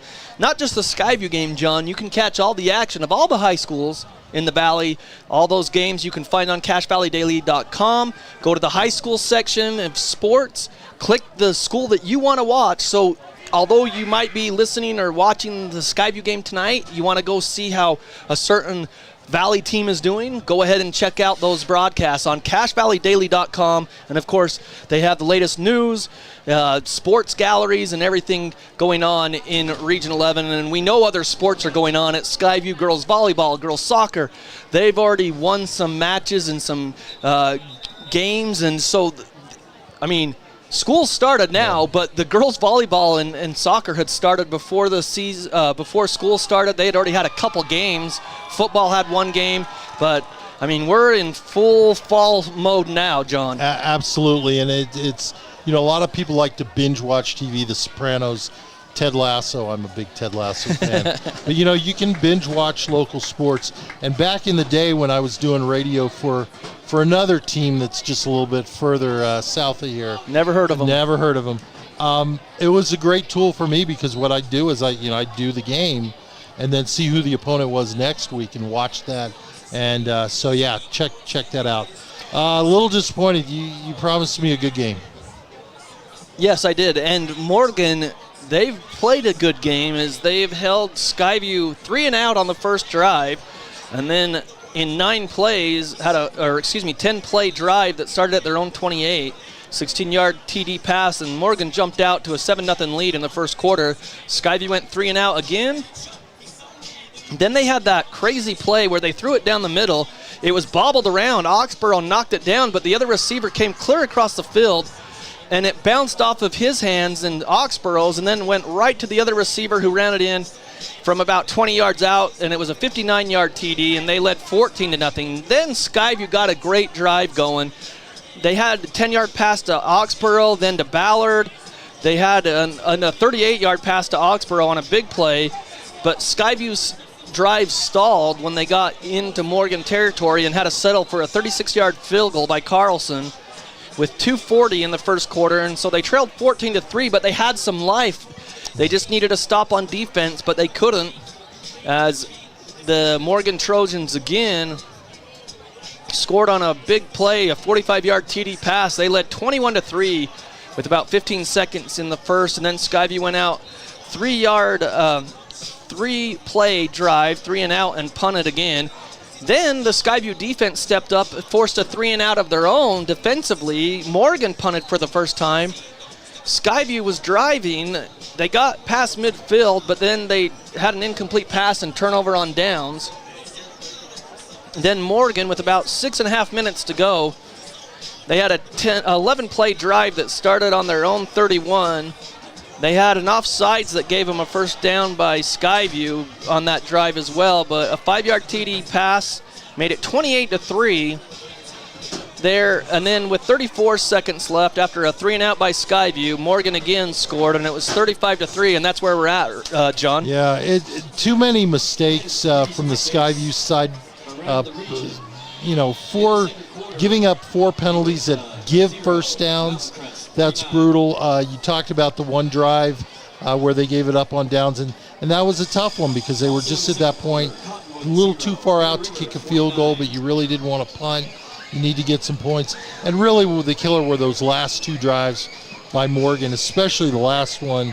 Just a 2-minute drive, 2-minute drill. Kind of couldn't have run it any better. And, Skyview just, early season issues. You can see defensively they're struggling. You only have 3 kids back. That's a tough thing to make up for. Offensively, Morgan's just put a lot of pressure on the quarterback and really done a good job tackling, not allowing open passes. And then when you do make a play, Skyview's not been able to turn around and make a big play out of it. And that's really what Skyview needs. I think in this second half they're going to try and go downfield a little more because, to be honest, they don't have time to throw little 5-yard outs and get tackled and keep going. They're going to have to get some big chunk yardage, get some 15, 20, 25-yard plays. Maybe they can turn around and get a nice punt return. But, yeah, they just need to get better all the way around. Again, stay tuned post-game as we will have our Old Grist Mill bread and butter play of the game. And the Old Grist Mill has locations in Smithfield, Logan, and South Logan. And it's your opportunity to win some bread from the Old Grist Mill. If you listen to the Full Court Press on Monday between 4 p.m. and 6 p.m. on 106.9 FM, 1390 AM, The Fan. If you listen to Eric Franson and Jason Walker, they'll say what we designate as the Old Grist Mill bread and butter play of the game, but make sure you stay tuned post-game, and we'll announce that. So Skyview will be kicking off, going right to left. They'll be kicking off to the north. Carlson gets his foot into it, but it will be returned at the 5, to the 10, to the 15, the 20, up the sideline to the 25, the 30. He's still on his feet to the 35, the 40, and he's bumped out of bounds on that east sideline. They mark him out at the 41. So that's what you get. Skyview had been putting them into the end zone all season on kickoffs. This time they don't, and they pay as Morgan gets out to the 41. They pay dearly, and that's really not the way you wanted to start the second half off. As you had mentioned, Skyview starting with the ball. You need a quick stop. They can still do it, but you need a stop. 35-3, Morgan leads. They have the ball at their own 41. They hand it off up the middle and pushed back after about 3 yards. Randall handed the ball off and then right up the gut for about 3 yards. I wonder if we're going to see that from Morgan here now in the second half with the big lead, just trying a little ground and pound, try and eat up some yardage, 3 yards in a cloud of dust. Yeah, they only gave him 2, so 2nd and 8. From the 43, back to pass is Randall, still looking, he has time, he lets it go down the sideline. On that far side, I'm looking for a marker. It was incomplete. So, tell you what, he's got an arm. The Morgan quarterback has an arm, but he just has not been accurate with it. Because there have been a couple of plays where he's had receivers open, and one of these times they're gonna connect. So 3rd down and 8 coming up from their own 43, just underway in the second half. Opening drive of the second half for Trojans. They've got 3 receivers to the left, 1 to the right. Randall back to pass, looking left. Now he looks back to the right for a screen. Ooh. Oh, and Skyview's there, holding on and making the tackle. 57 read that play. Great job by Mason Marchant, the senior. Yeah, right along. And a flag comes out late. This might be on Skyview. I turned away for a second. We'll see. It's back at the 39-yard line. It will be a loss of 4. And the flag comes in late. So I don't know. John, did you see anything there? I didn't. What I'm afraid of is maybe towards the end there might have been a face mask there. Dead ball, unsportsmanlike on Skyview. So you stop them, and it would have been up a 4th down and 12. And instead, you give them a 1st down with the unsportsmanlike after the play. And there we go. That's number 5. Get a good stop, make a good play, and a penalty kills you. That was a very well-run screenplay, but just beautifully read by Marchant. And, hung on to him. Got a little help from Collins. They took him down. But... that hurts. So they're in Skyview territory at the 46. 1st and 10. Send a man in motion. They hand it off, and Skyview's wrapped him up in the backfield and makes a tackle for the loss. That's Ollie Collins, I believe. Yep. Nope. No, it was. Oh, it was, yeah. It was. Collins with a good job. The defense definitely has come out with a little fire. That might have been the unsportsmanlike. No gain, though, John. I thought he hit him in the backfield. They give him no gain. So 2nd and 10 from the 46 of Skyview. 3 to the left, 1 to the right. Randall throws to the right side. The receiver's not looking. So a miscommunication there. It's going to bring up 3rd and 10 now. Yeah, they thought, quarterback thought he was going to run a quick out. Ended up trying to run a post and just threw it into the ground. But again, 3rd and 10. This is exactly where you want to be. See more pressure from the defensive line. Need to continue with that, and just keep you in between, in front of the line, in front of the chains. 2 receivers to each side. Now a man in motion, right to left for Randall. On 3rd and 10, they turn. Randall back to pass. The rush is on. They've got him, and they sack him.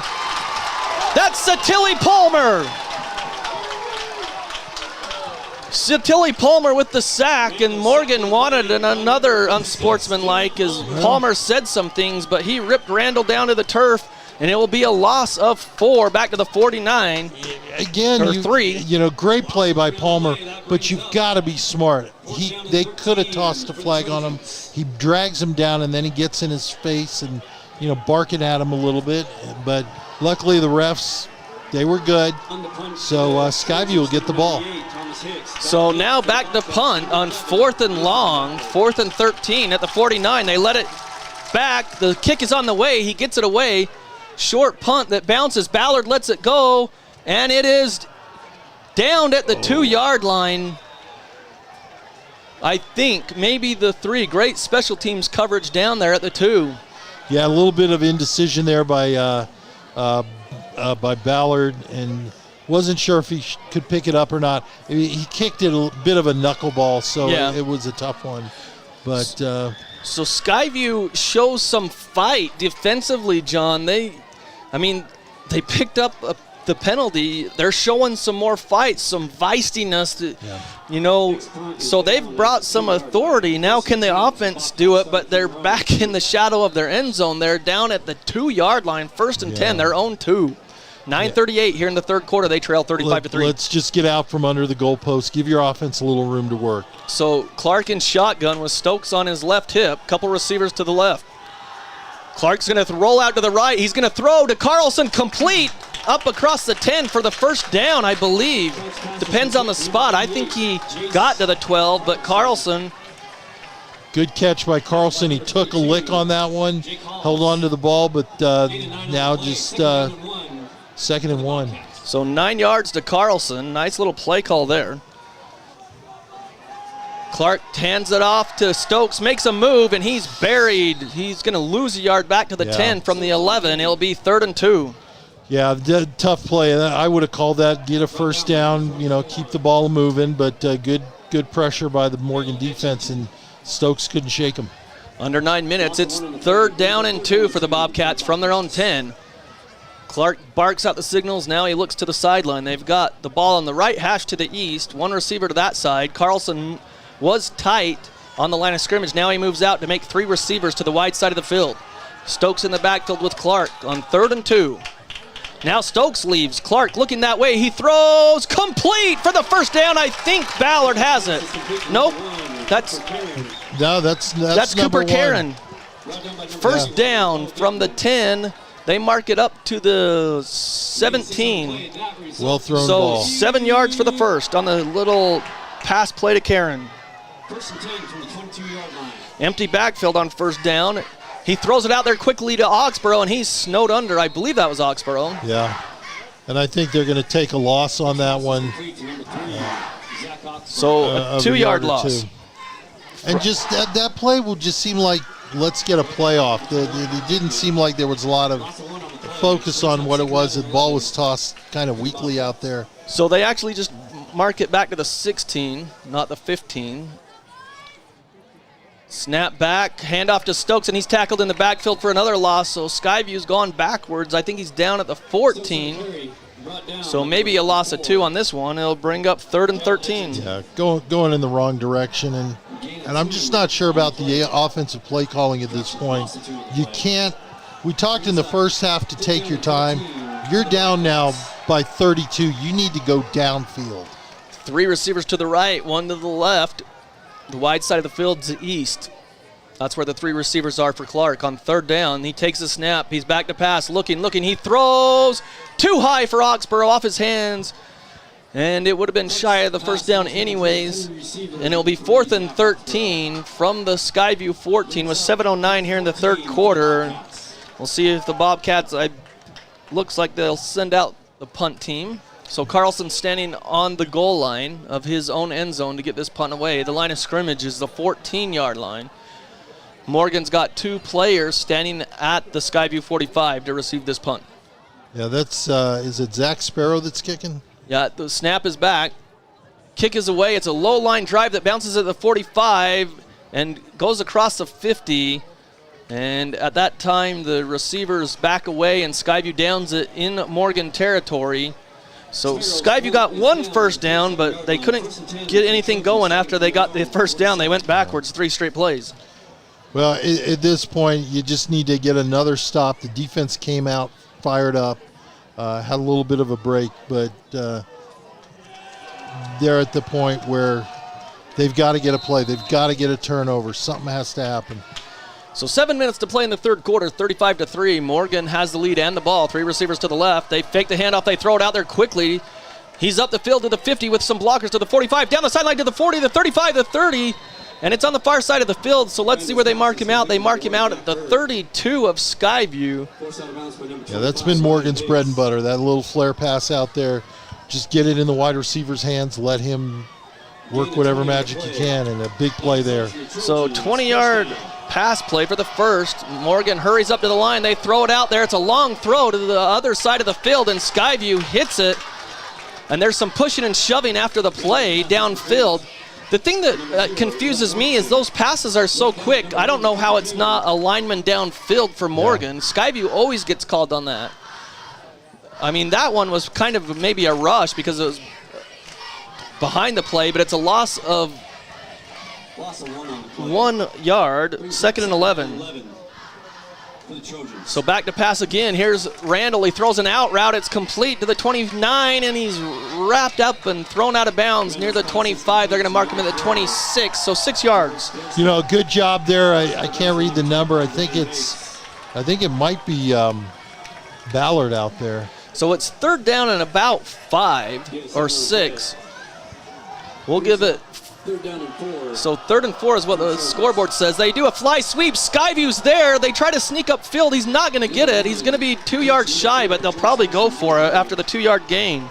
Yeah. So Skyview read the fly sweep, made the tackle, but it's 4th down and about a long 2, maybe 3. They're going to, so a 1-yard gain, so it's 4th and 3. Skyview changes up the defensive line. They bring in Reed and Palmer. 4th down, they send a man in motion. Morgan's at the Skyview 26-yard line, and now a timeout by Morgan with 5:43 to play here in the third quarter. Timeout Morgan, 35-3. We'll keep it here. Again, Napa Auto Parts is a sponsor of our best part of the game. Your locally owned Napa Auto Parts supplies parts to over a dozen local Napa Auto Care Centers. You can count on them and trust them with their ASE certified mechanics. It's Napa Auto Parts bringing you this score update, John. And yeah, I think right there, while you get the scores, I think real quick, I think Morgan tried to get Skyview to jump, and when they couldn't, now they're going to go back and kind of reevaluate. So here's a couple of scores. You were telling me about a 2A or 3A school that scored like 99. Yeah. Well, here's a couple scores for you. Bear River might get there. Bear River at the half, 70. Cottonwood, nothing at the half. Mountain Crest, 56. Uinta, 8 at the half. Wow. So Mountain Crest, way to go. You gave up points this year. So here we go. And then Ridgeline led 25-0. A long field goal attempt, 42 yards. Snap back, hold down, kick on the way, and it is no good. From 42 yards in the middle of the field, the kicker missed it. So Skyview will take over at the 20. Well, that's a good thing. He had the leg on that. Just must have, I think he pushed it to the left a little bit. At this point, I don't care what he did. He missed it. Yeah, so with 5:37 in the third, one other score that we didn't get to. Ridgeline was leading Park City 25-0 at the half. They put the game at halftime early because of an injury in the second quarter. There was 4 minutes and 30 seconds left, but the Park City quarterback, something scary up there, was taken off on a stretcher. So hopefully he's okay. Ridgeline leads there at the half as they ended early because of the injury. So here we go. Skyview takes over after the missed field goal from their own 20, 1st and 10. They didn't call that game. They just the first half. Just the first half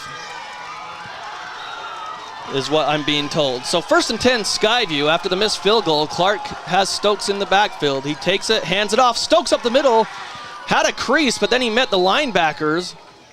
So he gains about 2 maybe. Yeah. Looked like a lot more room than that, but he only gains maybe 2. Yeah, if even that, and the clock continues to roll. Skyview trails 35-3 here. 5:16 in the third. So 2nd and 8 for the Bobcats at their own 22. Couple receivers to each side. Stokes in the backfield. Clark throws, complete to Ballard, across the 30 for the first down, near the 32, 33. We'll see where his knee came down. They give it at the 31, actually. Jeez. It's been a rough night for Bobcats tonight. So a 9-yard pass play by Ballard. He's got the sure hands, and he showed them there. 9 yards for the first. Stokes leaves the backfield on first down. Clark has time. He throws complete to the 40, up the sideline to the 45.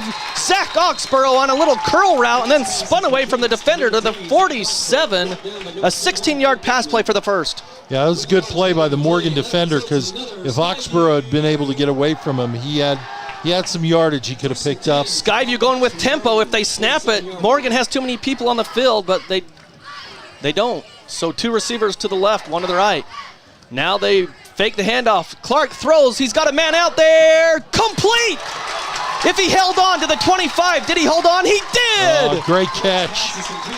27 yards. Great catch by Zach Oxborough. And this is exactly what the Bobcats need. You can see the coaches are saying, come on, let's go. Let's go. We've got this thing going. 3 straight first downs for the Bobcats. 2 receivers to the left, 1 to the right for Clark. Down to the 25-yard line of Morgan. 1st and 10. Now Clark slows it down. It's twin receivers to each side, actually. Back to pass. Clark zips it, and Ballard hadn't turned his head yet. Clark let it rip, and it was incomplete. So Skyview had 9 yards for a first down, then 16 yards on a pass, and then 27, and then that incompletion by Clark. So Clark was 3 of 3 before that one on this drive that started at their own 20, John. Well, and good play calls. I like that. I like that they're being a little more aggressive because Morgan's really just pinning their ears back. Stokes leaves the backfield on 2nd and 10. Clark fills the rush. He throws it and grounds it. They were trying to set up a screen, I believe, the way it looked, but incomplete. So it'll bring up 3rd down. So Skyview, they were in a rhythm, 3 straight completions. Now 2 incompletions brings up 3rd and 10 at the 25 of Morgan. Well, this is where a screen would really play well. And that might have been it, but there was nothing there yet. Twin receivers to each side for Clark. Fakes the handoff. Now he rolls right, and he's sacked. Oh. So from the 25 back to the 35, I believe, it'll be a loss of 10, and it will be out of field goal range now as you lose 10 yards back to the 35. It looked like a designed run after the fake, but Morgan wasn't fooled. Yeah, that was tough because not only do they lose yardage, they're out of field goal range, although a field goal really isn't going to help you out. They've got to go for it. Well, you do now. You're down 35-3 in the 3rd quarter, 3:25 left. Carlson goes to the right side, so twin receivers to each side. It's 4th and 20 for the Bobcats from their own 35 of Morgan. They go with a hard count. Morgan's linebackers flinch, but they don't come over the line. So the back judge signals 10 seconds to get the play off. Now he's starting to count. 5. Clark gets it off. Clark back to pass. He throws. He's got a man near there. Ballard, yes! Touchdown! Touchdown! He landed on the defender. No, they're going to mark him at the 1. Oh. Ballard down to the 1. 34 yards. First down. Lincoln Ballard went up, climbed the ladder, and got it. What a catch. That ball was a little thrown behind. Ballard did what he needed to. 1st and goal, Bobcats at the 1 for the Bobcats. Clark takes it, turns around, Stokes up the middle. He's hit and stuck for a loss. Back to the 2. You know, you were exactly right, though. Ballard caught that, landed on the defender. That was a touchdown. He rolled over, should have been given that one. Yeah, the back judge there, I don't know what he was doing because Ballard landed on the defender and rolled into the end zone, but they said he was down, so. Can't blame it on the sun this time. Nope. Stokes back to the 2, so 2nd and goal at the 2. Clock running. They trailed 35-3, the Bobcats, with 2:24 in the 3rd. Under center is Clark. Takes the snap. Handoff to Stokes. He goes forward, maybe back to the 1, but he's going to be shy of the goal line. So Stokes gains 1 yard on that quick hitter up the middle. Well, you're now in 4-down territory. They've got to score a touchdown here. And they're under center again on 3rd and goal at the 1. Tight formation for the Bobcats. They've got a receiver to each side. Clark takes it up the middle. He's got to be in, and a flag comes out. You can push him from behind like the tush push. It should be a touchdown, but the official threw the flag. Maybe it's offsides on Morgan. They lined up offsides possibly. Let's see. It's 3rd and goal at the 1. Bobcats. Clark takes the quarterback sneak into the end zone, but there's a flag by the side judge, and Morgan's clapping. Here we go. Do we have an illegal formation? Well, I don't know that call. Crowd goes quiet. Well, he did like this as a sideline. Well, they're moving the ball back 5 yards. Well, I don't know what the play or the call was, but it's on Skyview 5 yards. It'll be 3rd and goal at the 6. So against the Bobcats. They got into the end zone, but the official must be from Utah County. Didn't want him to score. So 35-3, Morgan leads. 1:54 left in the third. 3rd and goal at the 6. I don't know. I didn't see anything there. 2 receivers to the left, 1 to the right. Nobody else called it. Clark sends a man in motion. That's Karen. Turns around, fakes the handoff. He rolls out. He's got a man wide open in the end zone. Touchdown! Wide open was Ballard, I believe. Yep. Ballard, as Clark rolled out, he was wide open in the left corner of the end zone, Russell, and off his back foot, Clark just laid it out there, and Ballard got his feet down. Yeah, great pass. Ballard by himself. Really, Morgan sent the house, hoping to get Clark to make a mistake, make a bad pass. Clark stayed cool as a cucumber and delivered the ball. Touchdown, Skyview. So Skyview, Carlson in for the extra point. Snap back, hold down, kick on the way, popped it up, and it is good. We lost it in the lights, but Skyview's got it, and they're on the scoreboard for their first touchdown of the game. It's 35-10. Morgan leads with 1:49 in the third. We'll take a break and be back right after this. During the fall, more home fires occur than any other season of the year. Alpine Cleaning hopes you'll think safe and be safe. Alpine Cleaning and Restoration, your first choice in restoring your home. Old Gristmill on South Main Logan, 4th North Logan, and now Smithfield offer Cache Valley that famous lunch special and natural bread baked the right way. Get your made-to-order lunch or baked goods at Cache Valley's Best of Northern Utah gold-winning bakery. The Old Gristmill, here for you. Third quarter, Skyview's finally on the board with 7 with the extra point. 35-10, Morgan leads, 1:49 left. An 11-play drive, and from 6 yards out, that pass was in the air forever, it seemed like, off his back foot, but Clark found Ballard wide open. And 35-10, so Ballard gets an onside kick. Carlson has it, and they kick it forward. Skyview's got it. That was a perfectly executed onside kick, John. Absolutely, not your traditional where they kind of kick it to an angle. It's one of those where the kicker comes up, just kind of drags the ball for 10 yards, turned his back, dropped on it, and well, the key to that is you dribble it forward. Not only do you do that, but you have to make sure you don't touch it before the 10 yards, and you said it perfectly. Carlson shielded it, and the official was right there as Morgan was going backwards. Skyview's got it back on the field, and they're at the 49 of Morgan with 1:48 here in the third. Well, let's ride the momentum. Let's punch it in again. 3 receivers to the right, 1 to the left for Clark on 1st and 10. Third quarter here, they trail, but they got the ball back. Clark back to pass after the onside kick. They throw complete. Nice route as Oxborough went in on the in route and then busted back out. That's great footwork there. They gained from the 49 up to the 42, 7 yards for Oxborough. And ball delivered just right on target. Good pass. So 2nd and 3 for the Bobcats.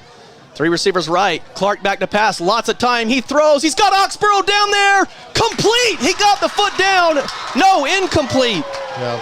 Wow, I thought he got his foot down at the 20. Oxborough kind of slams the ball in his hands. He had caught it inbounds and got a foot down. Unfortunately, prior to that, he stepped out. Okay, well then your hat should have been off, official. Incomplete. I threw mine. Okay, well that counts. That counts. It counts. So anyway, 3 receivers right, 1 to the left. 3rd down and 3 for the Bobcats. They show blitz, Morgan does. Clark lets it rip. Oh, that's PI, and there's the flag. The official saw it right away as Ballard was ripped down on the slant pattern. It went through his hands, but he was yanked down. That's going to be a first down for the Bobcats. That's on Morgan. He had no chance to catch that. Defender was all over him. But what you're seeing now is the Morgan defense, they're kind of playing back a little more. They're not doing what gave them success earlier in the game. They're not putting the pressure on Jack. And so but they're marking that one off 15 yards. Yeah, they called PI, not a hold, but he ripped Ballard to the ground. Oh, absolutely. So and Skyview up, ready to go. Yeah, down to the 27-yard line. Stokes leaves the backfield on 1st and 10. Clark back to pass. He's got plenty of time. Rolls out to the right side. He's sacked. They didn't hold their blockers enough. They're only rushing 3. And Clark ran out to the right side, and the blocker got off. A big loss back to the 38-yard line from the 27, a loss of 11. Big play by 50. I am kind of surprised Skyview's, they're not playing with the sense of urgency. The clock continues to run. It's rolled down 10 seconds since that tackle. So from 45 seconds left in the third, Skyview trails 35-10. They're at the Morgan 38. Stokes leaves the backfield. Clark throws over the middle, complete, and Ballard takes the hit at the 38, and he's pushed back, and then Morgan lets him go, but they mark him at the 29, actually. I'll tell you what, Ballard's as tough as they come. Took it right in the middle, took a big shot, held on to it, and makes it a much more manageable second down. Clock running. It's third down and 12 at the 29 of Morgan. Clock down to 10 seconds. Clark takes it. Throws. Oxborough completed the 15 inside the 15 for a first down to the 11 with 4 seconds, and he's out of bounds. Yeah, another well-thrown ball. Oxborough has just kind of found a little seam right there along the sideline. What's even better, they get the first down, and the clock stops, so they got time for one more play here in the third. So 1st and 10 from the 11-yard line. Stokes leaves. Clark back to pass. The blitz is on. Clark's going to run up the middle inside the 10. That will end the third quarter, but positive yards from the 11 to about the 9. So 2 yards for Clark where he could have been sacked. Great job and heads-up play by Clark to get positive yards. So that's going to end the third quarter.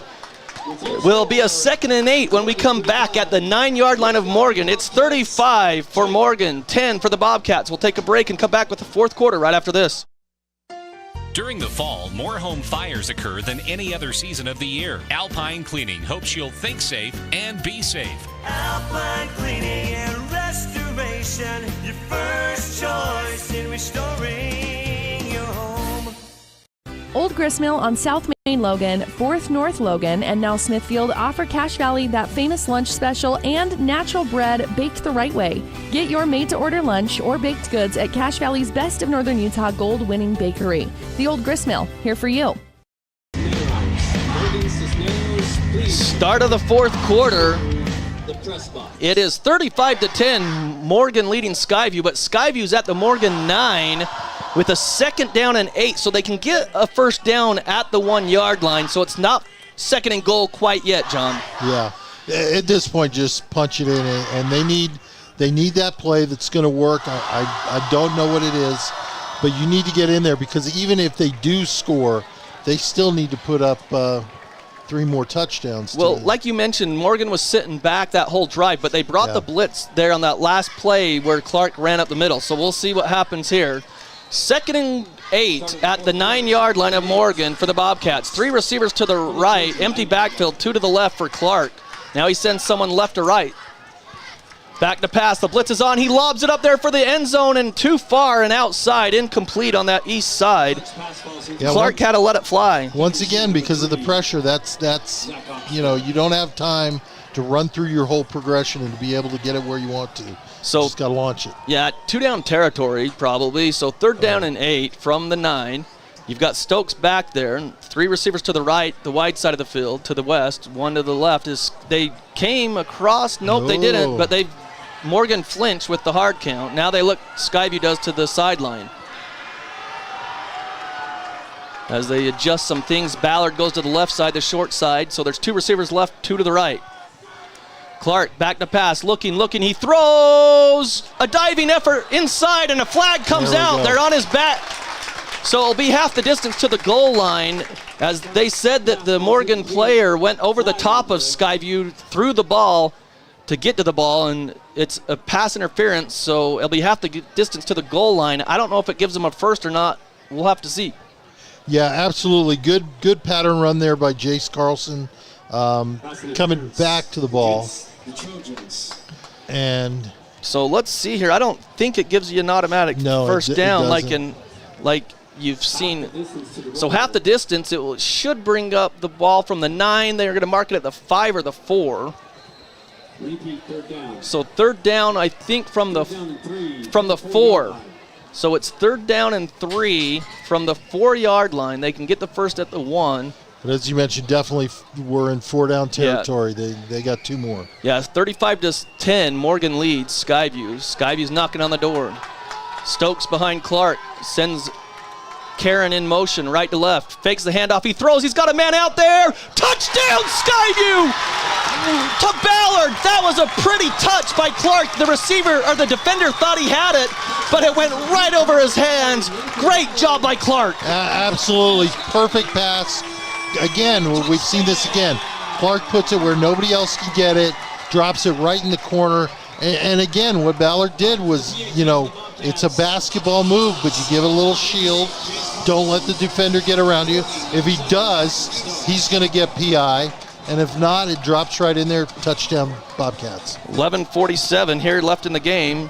Extra point is on the way by Carlson. Snap was good, and the hold is good, and Skyview has some life. Back-to-back touchdown drives. 6-yarder to Ballard on the last drive, and this one was from 4 yards out. And Skyview's cut into that lead. Morgan leads 35-17 with 11:47 left in the game. We'll be back right here on The Fan. During the fall, more home fires occur than any other season of the year. Alpine Cleaning hopes you'll think safe and be safe. Alpine Cleaning and Restoration, your first choice in restoring your home. Old Gristmill on South Main Logan, 4th North Logan, and now Smithfield offer Cache Valley that famous lunch special and natural bread baked the right way. Get your made-to-order lunch or baked goods at Cache Valley's Best of Northern Utah gold-winning bakery. The Old Gristmill, here for you. 35-17. Skyview with the onside kick. Go ahead, John. We saw this last week with Morgan.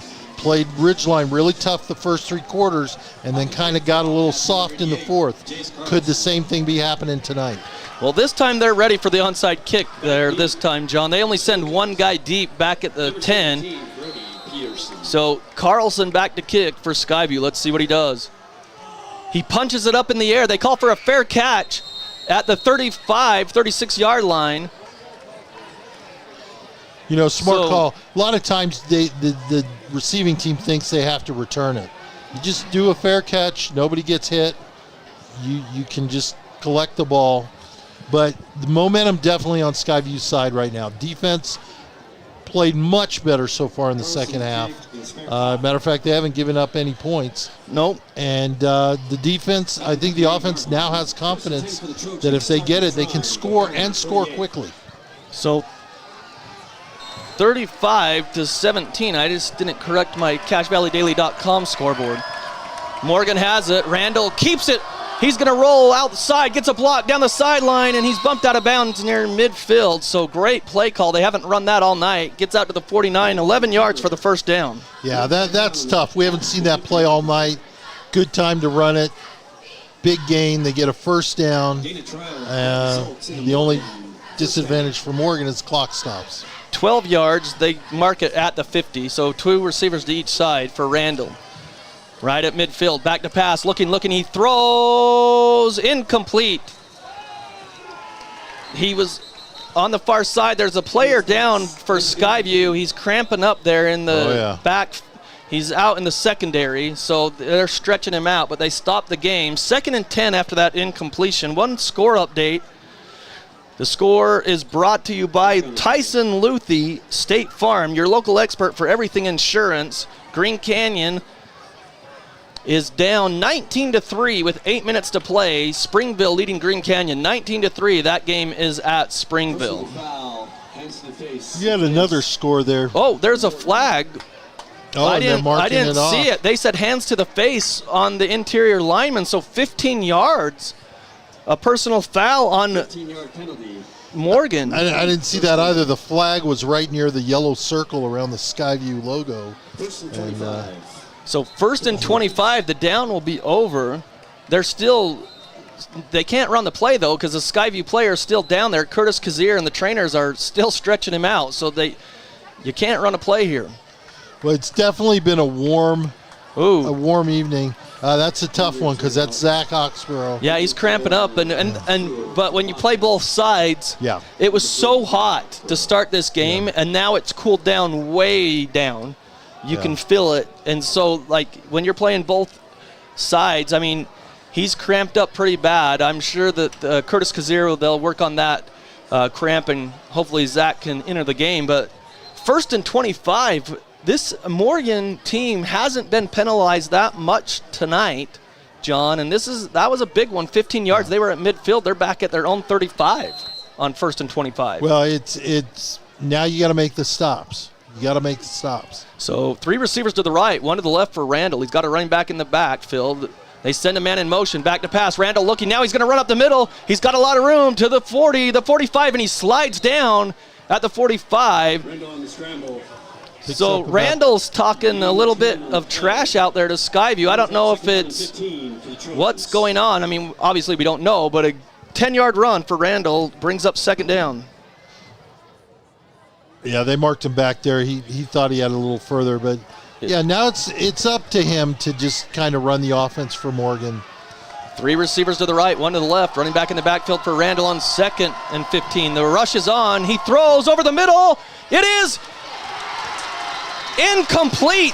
The receiver bobbled it, and the defender there drove him right into the turf. Yeah, had the ball, well-delivered ball right into his hands, but it looks like, I think that was Camden Crawford. I think it was, number 6. Did you got it right, job, John. got in there, got his hand in there, and knocked it away.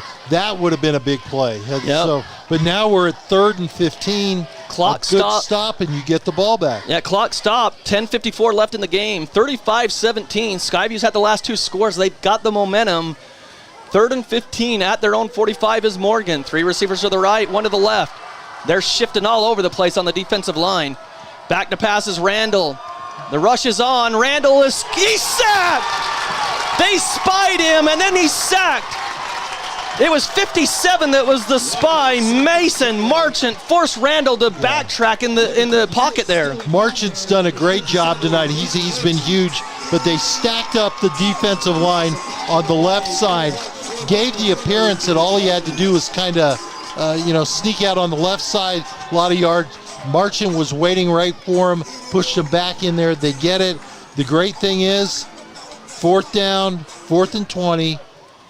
Skyview gets the ball back. Well, if you don't penalize yourself, 4th and 20, 35-17, Morgan with the lead, 10:08 left in the game. Ballard at his own 23. Snap is back, it's high, whoa, the punter got up and got it. He gets the boot away. Ballard lets it bounce. It takes a Skyview bounce this time and will die at the 29, but holy cow. They're lucky that punter's tall, John, because he climbed the ladder, and that almost went through his hands. Yeah. He caught that on the tip. Morgan escaped big time on that one. I think the fingers, he has long fingers, and that paid it off because he used every little bit. He has longer fingers now. That had to stretch him. Yeah, no kidding. Oh, that was I was kind of holding my breath. But the good thing is now momentum is entirely in Skyview's hands. 9:55 remaining. They've got life. Own 29-yard line, but hey, 2 touchdowns in a row for the Bobcat offense, and they got the ball back. And like you said, Morgan reeling like they did last week at Ridgeline. They have a bigger lead tonight than they did last week, though. Clark back to pass on 1st down. He finds Ballard in the slant. As Ballard just finds a little seam in the zone, and he's upfield from the 29 to the 36, 7 yards. That's exactly what there is not a lot of time, but you pick up these 9, 10, 12-yard plays, you're going to get downfield. High snap, Clark rips it down, throws out there. Nice sure tackle there by the defender. As Skyview got it off quick, Ballard got ripped down. A loss of 2 on this play. And again, a little worried about clock management. They're letting valuable time run off the clock. But yeah, they're back to their own 34, 3rd down and 5 or 6 for the Bobcats. So Clark has twin receivers to each side. Stokes leaves the backfield. Still looking, he throws. Ballard, or is that Karen? It's Ballard or Karen. I think it's Karen this time. Karen. And it's incomplete. It will bring up 4th and 5. That was a touchy pass. Morgan player was definitely playing for the ball. He got an extra step or 2. He might have picked that thing off. But here we go, big play. It's 3rd and 5. Need that first down. 8:58 left. Skyview trailed by 18, 35-17. 3 receivers right, 1 to the left on 3rd and 5. Back to pass. Clark throws on 4th down. Caught. Did he keep a foot down? He did, right at the sticks. First down, Bobcats. What a nice route. Is Oxborough?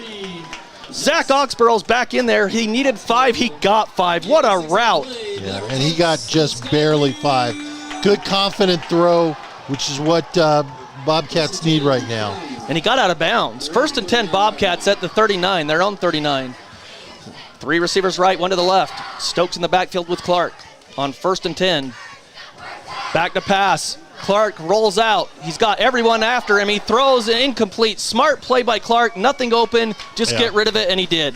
Yeah, no wise play. Didn't try to force anything. That's how often do you see that where a quarterback, he would have been thrown against his body. They try and do something spectacular and ends up being a turnover or something along those lines. So good play on his part. Clock stops, so now they can sit back, figure out what they want to do. Good to see Oxborough back on the field, though. Yeah, with that cramp, and then he got back in and made a huge 4th down catch there. So 3 receivers to the right, 1 to the left. Sends Stokes out of the backfield. On 2nd and 10, they throw a slant. Incomplete. Great job by the defender to come and knock that down. Yeah, perfect timing on his part. It wouldn't have gotten much, even if he had caught the ball. That would have been a little bit, just a few yards, but here we go, 3rd and 10, another big play.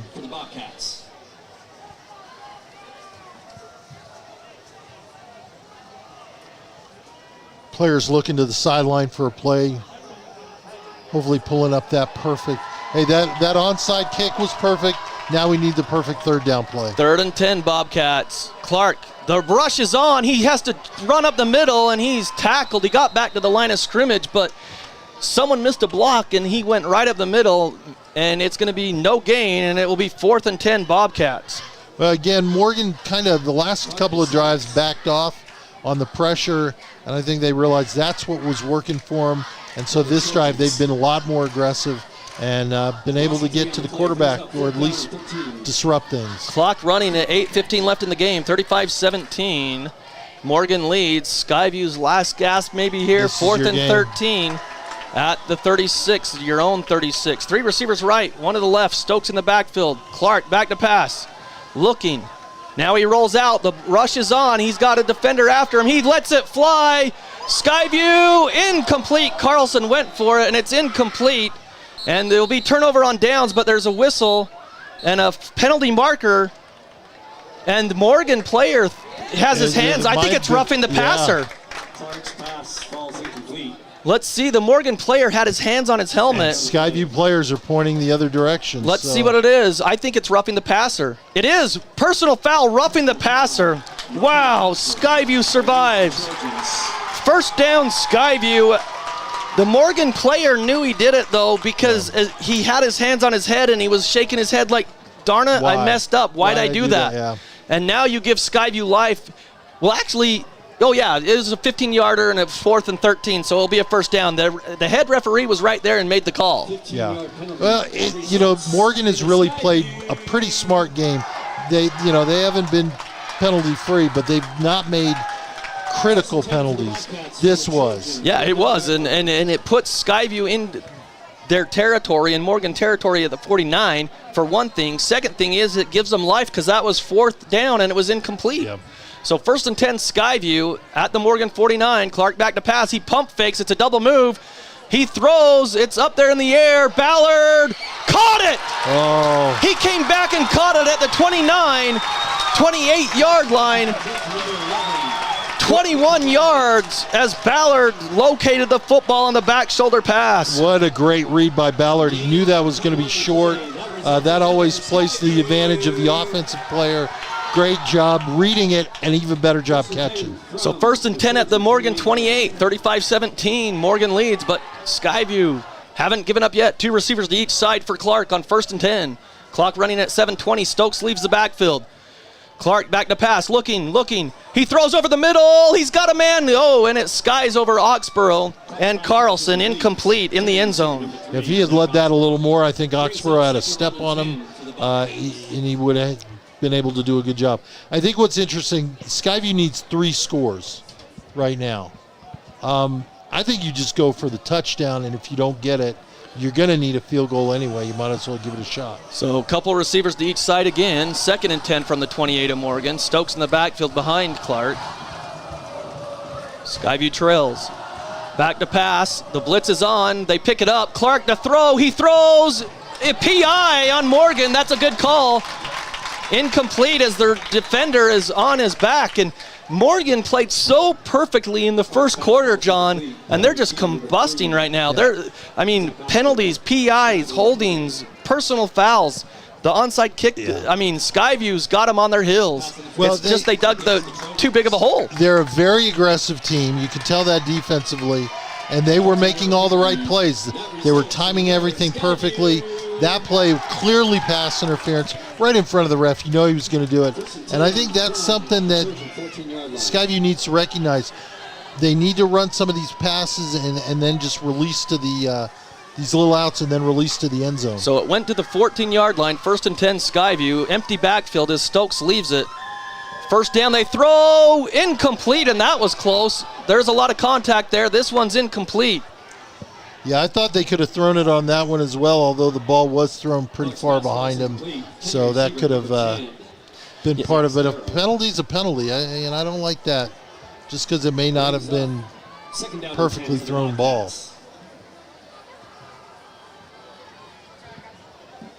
So here we go, 2nd down and 10. 3 receivers to the left, 1 to the right. Stokes behind Clark. They looked to the sideline. They went with a hard count. And again, Morgan flinched but didn't come across, John. Yeah. 7:06 left in the game. Skyview trails 35-17, but they're at the 14 of Morgan. 2nd and 10. Clark still looking to the sideline. The back judge says 10 seconds on the play clock. Now 5, now 4. They get the snap off. The block picked up by Stokes, and that's PI too. Yep. Incomplete, but the defender had Oxborough wrapped up. It might have been for Lincoln Ballard, but it doesn't matter. It was still contact in the end zone, and it doesn't need to be catchable. I don't think the rule says but it's incomplete. You can't drag somebody down, and that was clear that he did, no matter what position. No matter where the ball landed. You can't. Thanks for clearing that up. You can't drag someone down on a pass play. 3rd down. Gotta leave my mark, brother. Gotta leave my mark. 3rd and 10, twin receivers for the Bobcats. 7:02 left to play. Clark takes the snap. Blitz is on. They throw it out there. It is caught. I think in the end. Is it picked off or caught?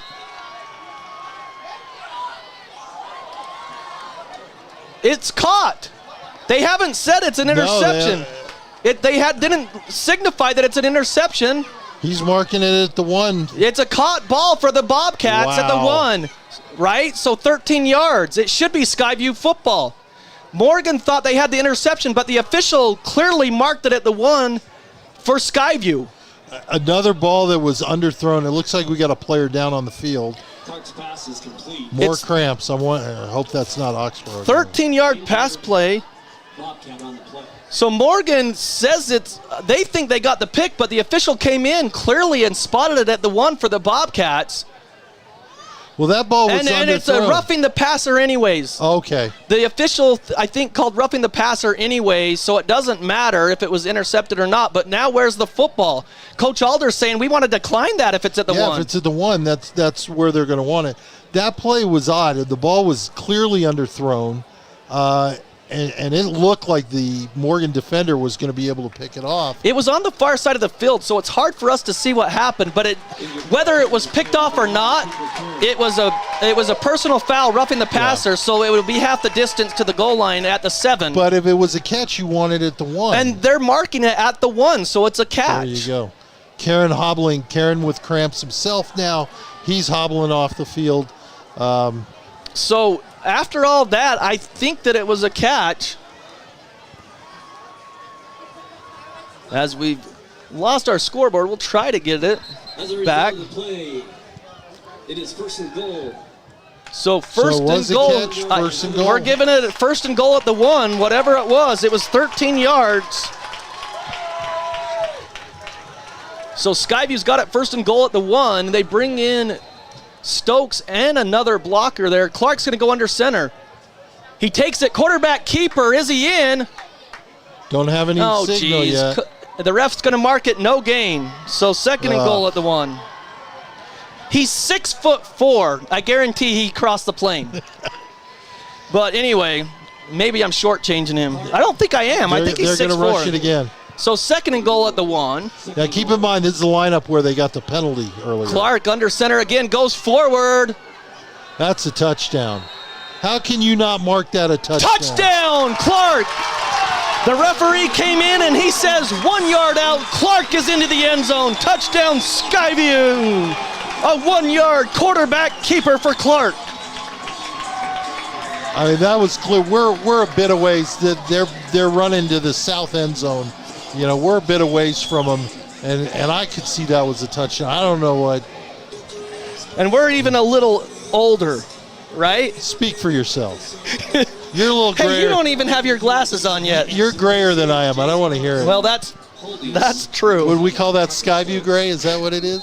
Something like that. 35-23, Morgan leads with 6:21. Snap back, hold down, kick on the way. It's good.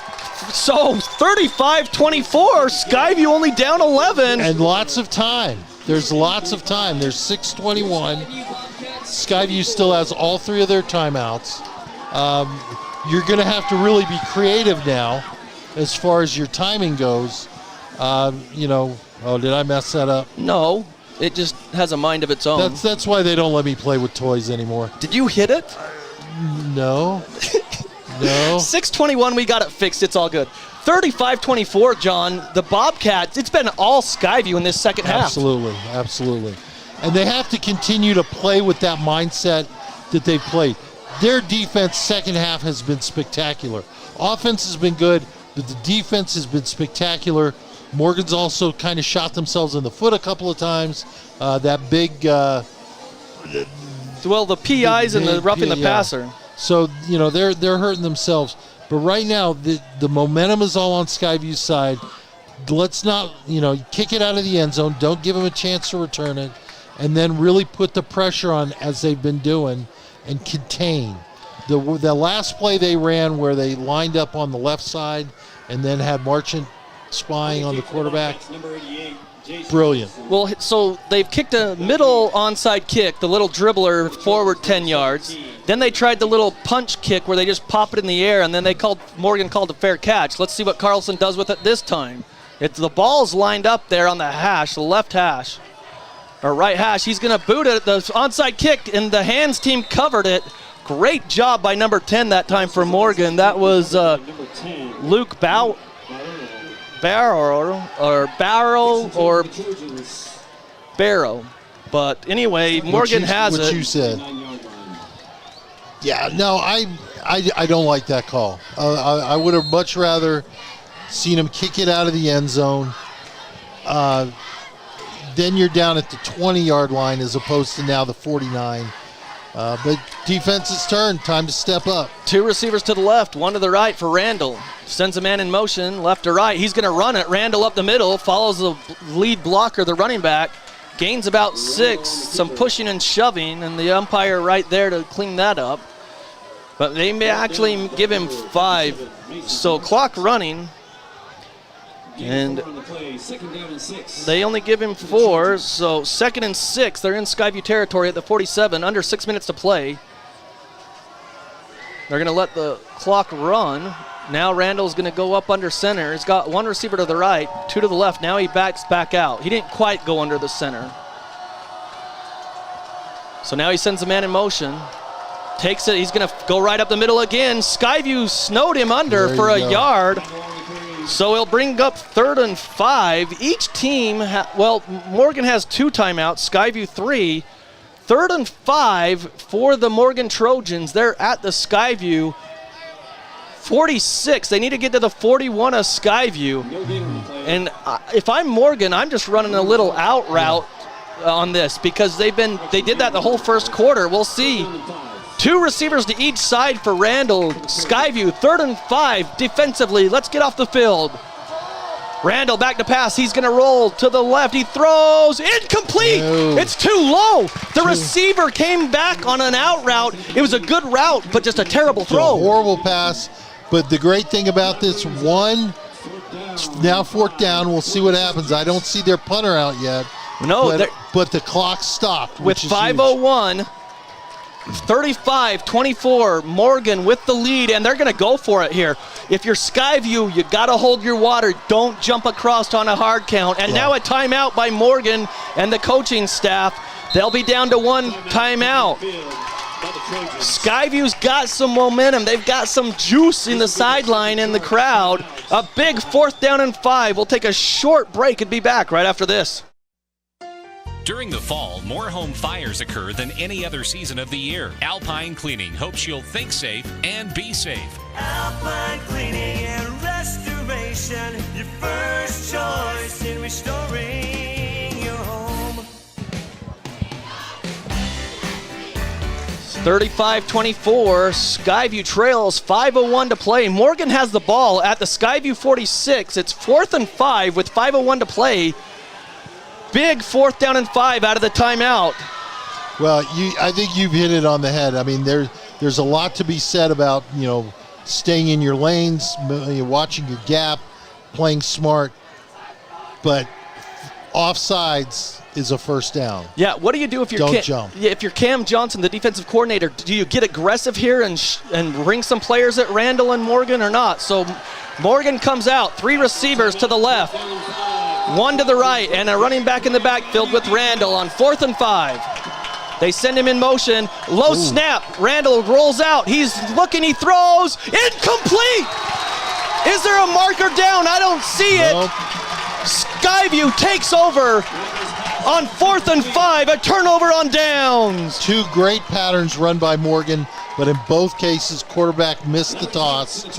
And the great thing is now, Skyview gets the ball. They've got it at their own 46. 3 timeouts, 5 minutes left. This game is far from over. So Skyview, all the momentum in the world. But again, Morgan started bringing pressure on that last drive, and Jack got hit late a couple times, so the pressure's there. Yeah. Skyview's just got to take advantage of it. Look for something downfield with Ballard or Oxborough. But here we go, 4:57 left in the game. Skyview trails by 11, 35-24. They have the ball at their own 46. Twin receivers to each side. Stokes in the backfield with Clark. Takes the snap. Clean pocket, and he throws over the middle, wide open! Karen! Yes! Karen down to the 15, 16-yard line. They mark him down. And I think he's hurt. He stretched out for that baby. He did. He may have landed on the ball. He may have landed on the ball. He stepped off earlier with cramps. It could be that. But what a catch. He laid himself out. Great catch. And 37 yards by my count. What a pattern by Karen. He was wide open. Clark hit him, and he went all out on that one. And like you said, he probably just landed on the ball, but they're stretching him out too. But what a play, 36-yard pass play, and it's Cooper Karen with the big catch. What a catch, and the ball was delivered on target. Again, one of those good balls. Nobody else was going to catch it except for Karen. He gets it, and again, now we're sitting here. It's going to be 1st and 10 at what, about the 17? There's plenty of time. Morgan did them a favor.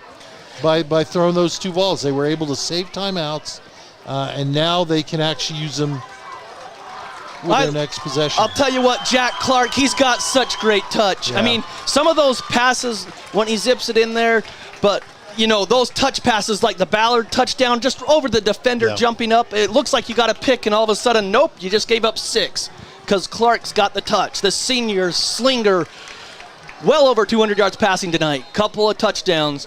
2 receivers to each side on 1st and 10 from the 17 of Morgan. Back to passes Clark. The rush is on. He throws incomplete, in and out of the hands of the receiver. Brings on 2nd down and 10, but the clock will stop. 4:44 left in the game. Another good defensive play by the Morgan defender. They continue to get penetration into the backfield. So here we go, 2nd and 10, twin receivers to each side. Stokes in the backfield. From the 17 of Morgan. Back to passes Clark again. He throws incomplete. I don't know if it was tipped or the receiver stopped his route. Yeah, that one just kind of fell harmlessly in between a bunch of players. I'm with you. I'm not sure who it was going to. So the question now is that, hopefully the Bobcats score.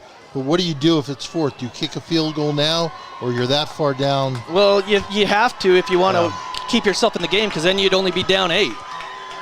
But right now, 3rd and 10 from the 17. Same formation, 2 receivers each side. Stokes in the backfield. Clark in shotgun. Takes the snap, rushes on. Clark throws, and incomplete. He had to lead the receiver too much because the defense was right in his...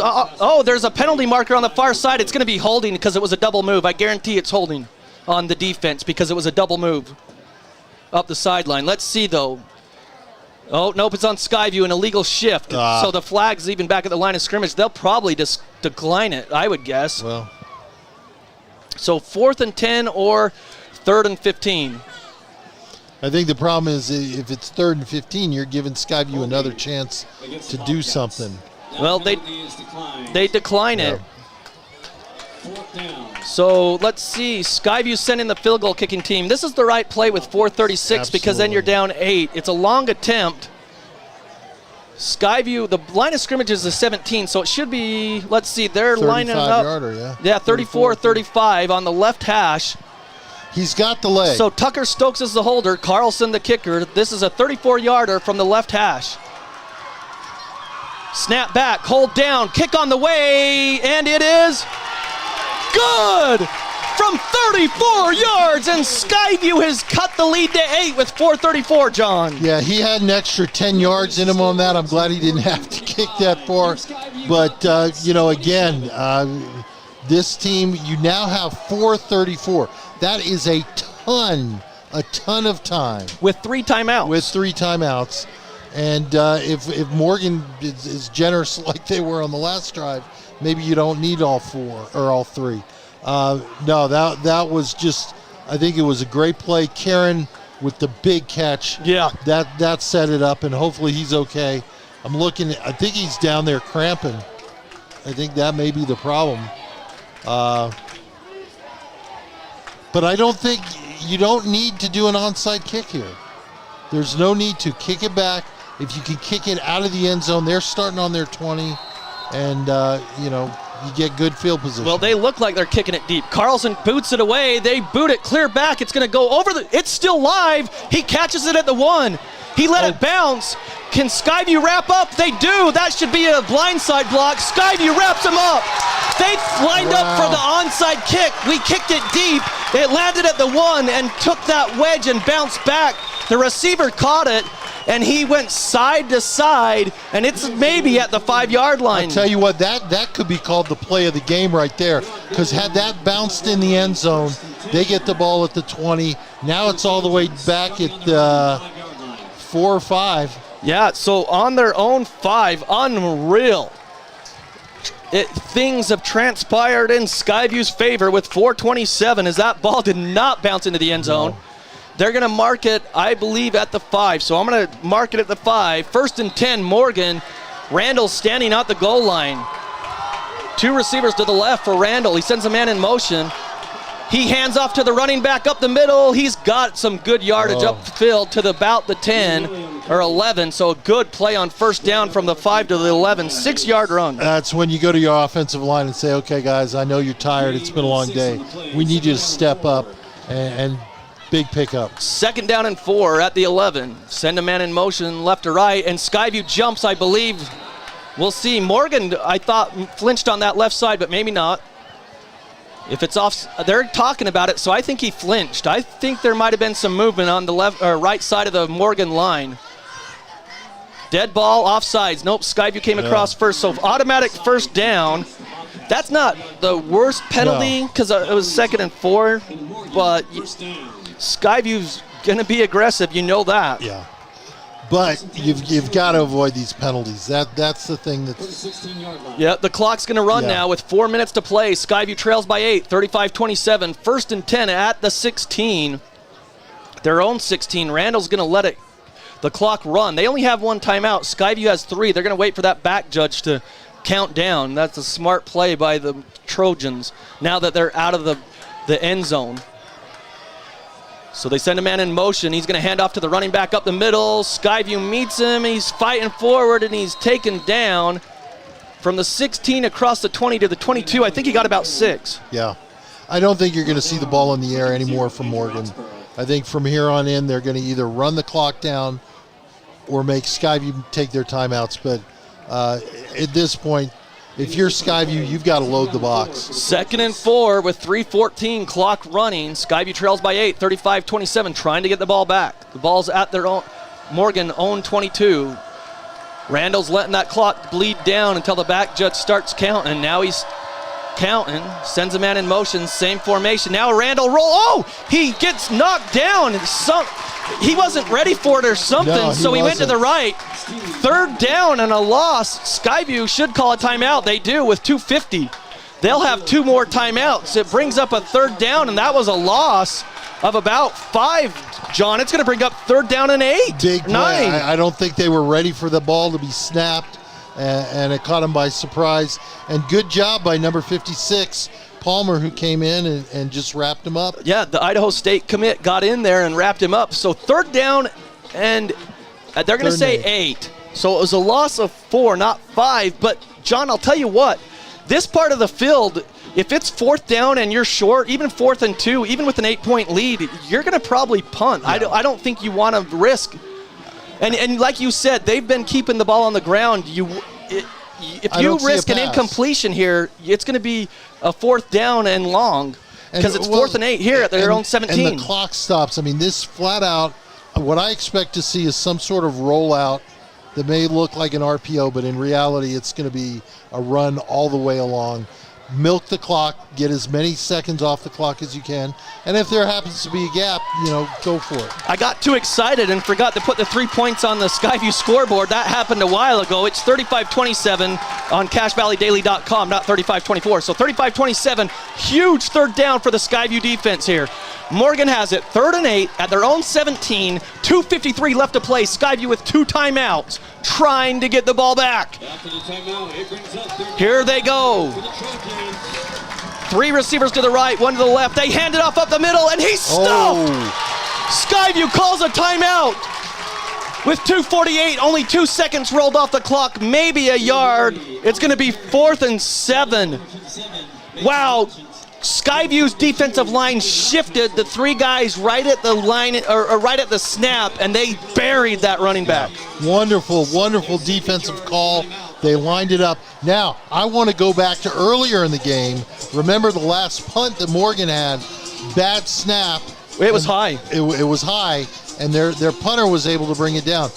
You don't think that's going through everybody's mind right now? And usually when you have a high snap, you're going to overcompensate, and it might be low. Yeah. But we'll see. I mean, the ball's at the 20-yard line, so it will be 4th and about 6.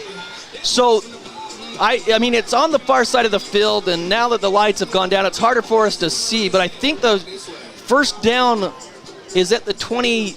I think it's at the 27. Yeah. And the ball is at the 20, so they're about 7 yards, but it's about 4th and 7, 4th and 6, and they are going to line up to punt. Skyview, we've been in this situation. Don't jump off sides. Yeah. Or don't run into the punter. 4th and 7. Lincoln Ballard lining up at his own 41. Morgan set to punt on 4th and 7 from the 20, their own 20.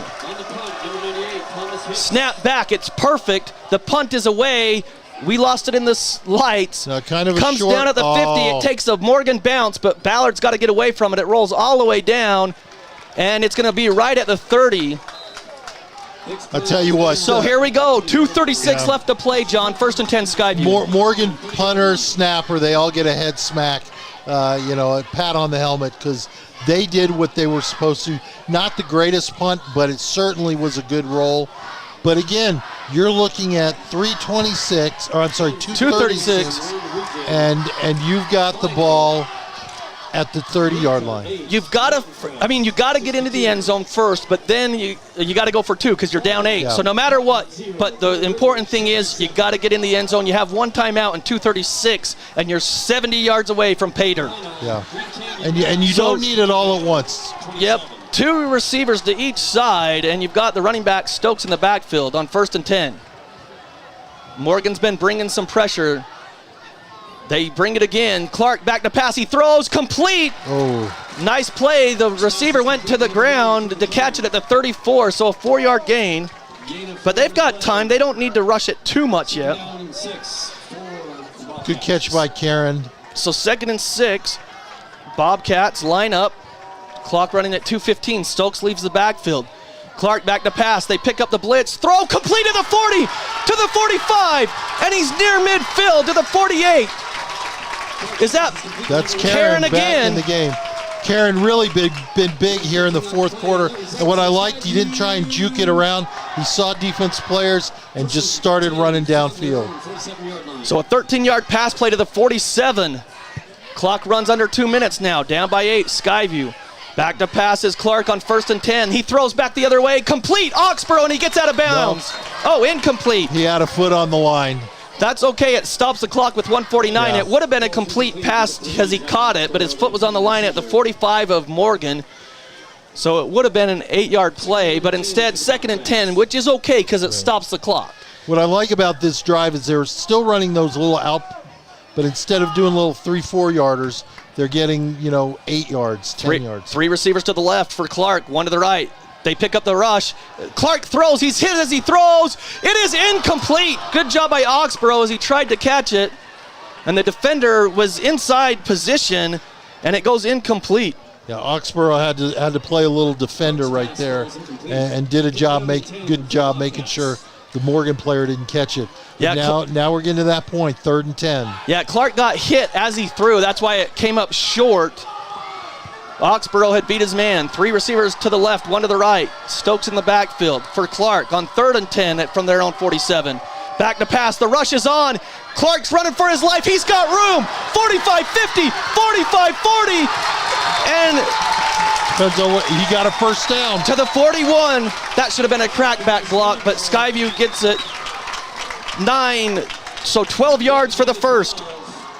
They move the chains, and the clock stops. Because he got out of bounds with 1:37. Skyview to the 41. Skyview might have got away with a crackback block, but from the 41 of Morgan, Skyview trails by 8 with 1:37. They're at the 41 of Morgan.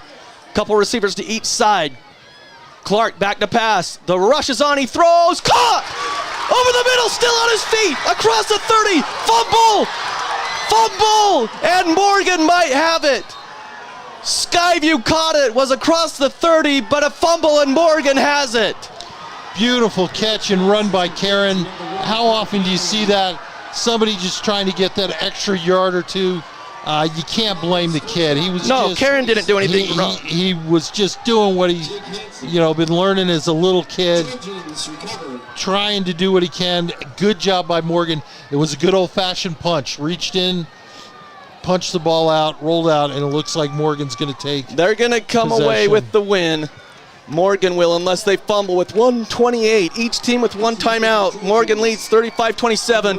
Skyview had all the momentum here in the second half. They haven't allowed a point. They just dug too big of a hole. And unfortunately, they might come up short. as the ball was at the 29-yard line. Karen, like you said, got it punched out. It shot back to the 35, and then Morgan recovered. And so Skyview only has one timeout. All they need to do is kneel on the ball, but they're in shotgun, which I don't understand. They're comfortable with that. They are, but they take the snap. They're going to hand it off. I can't believe they did that. He downed it. I don't even know why you hand it off. Just have your quarterbacks kneel it if you're going to kneel it. Wow, why take that chance? Yeah, because what if there's an exchange where you fumble? But they do. They down it. The receiver or the running back does. And so he'll lose a yard, but that might do it, John, because they can down it again. Yeah. Well, Skyview, they used their last timeout, so they can't stop the ball. So as long as that snap is clean, and it looks like Morgan runs that. That's what they're comfortable with. They like the suspense. You can't. I mean, a lot of people would be freaking out because you're in shotgun, and then you hand it off too. And that's what I couldn't believe. Yeah, because the running back, all he did was get the ball and then down it. If I'm Randall, I just down it myself. But anyway, Skyview uses the final timeout. And Skyview, it's going to be 2nd and 11 from their own 35 for Morgan. Skyview came gallant effort in the second half. They outscore Morgan 24-0 in the second half, John, but they just dug too big of a hole in the first half. Yeah. And really, you look at those last two drives by Morgan in the second quarter. That was the game. Especially the little 2-minute drive. They don't do that, and all of a sudden we got a game. So here we go. They just need to kneel on it a couple more times. 2nd and 10. Morgan's Randall in shotgun. Sends a man in motion. They hand it off. I just don't understand it. They hand it off. Skyview wraps him up. He gains a couple yards, but hey, that's in Skyview's favor. Wow. He'll bring up 3rd down. They gain a couple yards on the rush, but I don't know. With you, I don't get it. One, they've got a man in motion, so you run that little risk that, maybe the ball gets clipped and goes flying. And why they're handing it off, I just don't get it. But well, we only say all these scenarios because you've seen it happen at every level. 50 seconds, clock running. It's 3rd and 9. Morgan has a timeout. They're going to run it down and then use their last timeout and then run this 3rd down play. Just talk to Leon Lett. Hey, thank you. Leon Lett's one of my favorite players. So they counted down, the back judge, 3, 2, 1, timeout with 1 second. So the clock stops with 34.7. So once they down it, they won't have to run another play. So they're going to escape with a 35-27 win, Morgan will, unless some crazy thing happens here at the end of the game. But I'll tell you what, Skyview got punched in the mouth in the first quarter. They never recovered until the second half. They came out with some I won't use the term that I always learned when I grew up, but they came out in the second half with something in their veins, and it helped them get the momentum. That onside kick is going to probably be our bread and butter play of the game, because that was a pretty play. It caught Morgan off guard, and that's really back-to-back touchdowns. Drive by the Bobcats really got the momentum on their side. Then the defense was feeding off of it too. Yeah, so I think you're right. I'll go with the onside kick. There were a lot of better plays. You hate to say this. Coach is going to be able to take away from this game and say, look, guys, if you play 4 quarters, look what you can do. So Morgan's under center. Randall is. They're in the victory formation. Yeah. They've got the deep back, but Randall goes under center, takes a snap, kneels down, and that will do it. There's 30 seconds on the play, but they'll set the ball, and they won't have to run another play because you get 35, I believe, in between each play. So Skyview, what a second half, and they come up short. Skyview got the ball down, John, to the 29-yard line, and the ball was just punched out on a good play by Morgan, and Morgan jumped on it at the 35. But unfortunately, Skyview's going to come up short, and they'll fall to 0-2 on the season. It's Morgan 35, Skyview 27. We'll be back with our postgame show right here on 106.9 FM and 1390 AM, The Fan. During the fall, more home fires occur than any other season of the year. Alpine Cleaning hopes you'll think safe and be safe. Alpine Cleaning and Restoration, your first choice in restoring your home. Old Gristmill on South Main Logan, 4th North Logan, and now Smithfield offer Cache Valley that famous lunch special and natural bread baked the right way. Get your made-to-order lunch or baked goods at Cache Valley's Best of Northern Utah gold-winning bakery. The Old Gristmill, here for you. From day one, right down the street, to present day, all over America, Napa and our nationwide network of parts and exceptional service were built for one mission: to keep your business moving full speed ahead.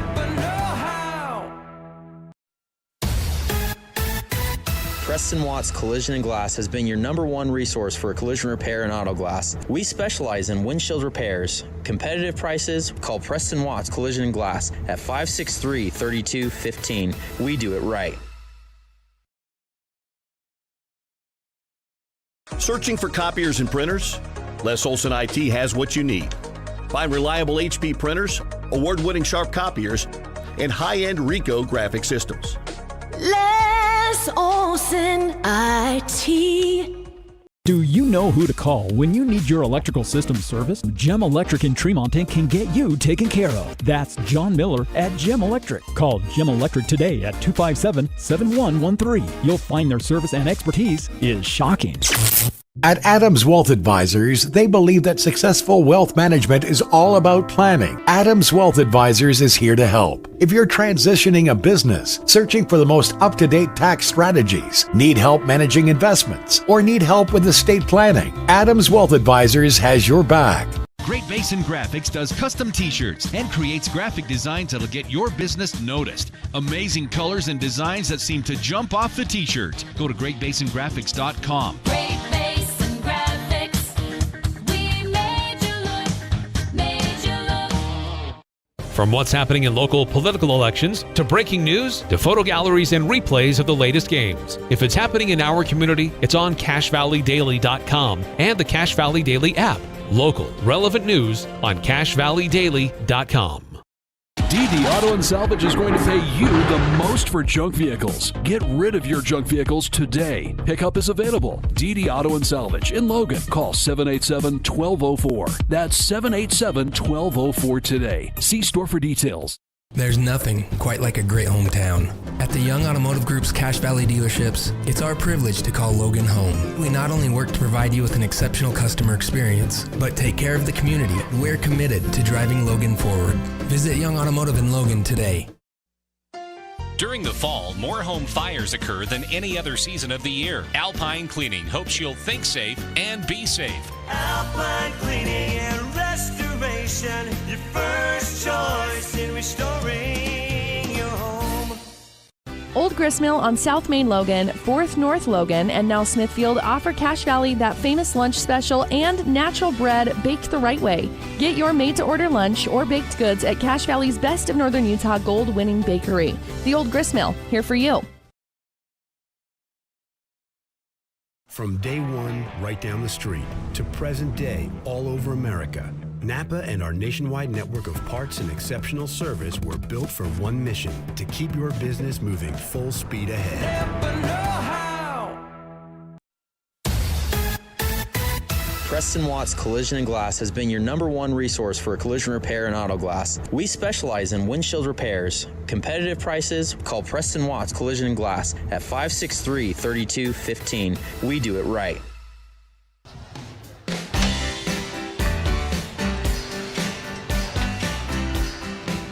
Welcome back to Skyview High School. It's Morgan 35, Skyview 27. John Newble, John Russell with you here on our post-game show. We're waiting for Coach Alder to come up. Well, John, Skyview just dug themselves a hole there in that first quarter, but what a comeback by the Bobcats. I mean, they outscore Morgan 24-0 in the second half and just absolutely came out with a lot more energy, a lot more, I guess, just they needed it, you know, and they came out and they punched Morgan back in the mouth, but it just unfortunately took a while for them to get going. Well, you know, the funny thing is at the end of the first half, you had said, I told you promised me a good game. Well, boy, did you ever give me a good game. So we're joined now by Coach Alder, as we'll let him sneak in here. Of course, we were on the roof last week in the rain, so we didn't ask Coach to come up. But, Coach, you want to take that? And first of all, just want to thank you for coming up. But Coach, what was the difference or what was said at halftime? Because you guys played a great second half. It's just you got off to too big of a hole in that first half and didn't recover until the second half, if you will. Well, I only had one message at halftime, and that was I told them there's one thing that I know, and I know we were better than that. We were better. We were flat better than what we were playing, and everyone needed to focus on one thing they could do better. One thing you could do better, put it in the circle, focus on that, and let it grow. And just come out with energy and passion and not be reactive to the situation and to the circumstances, and play with the sense that we could be proud of. And lo and behold, there we were with the chance at the end. Well, I'll tell you what, they always talk about the big momentum in football, and goodness gracious, once you got that score in the second half and you had that onside kick, boy, oh boy, what a play call that was. Where did that play call come from? And you guys executed perfectly on that, Carlson, with that little dribbler. Yeah, that's something we've been working on all week. We were going to do it at some point in the game. We felt good about the way they lined up, and then the game dictated that circumstance that we got to take chances, and executed it perfectly. And so momentum's huge in sports. It's huge in high school football. Certainly was on our side. Would have loved to see it go down to the final play, but ball came out, game over.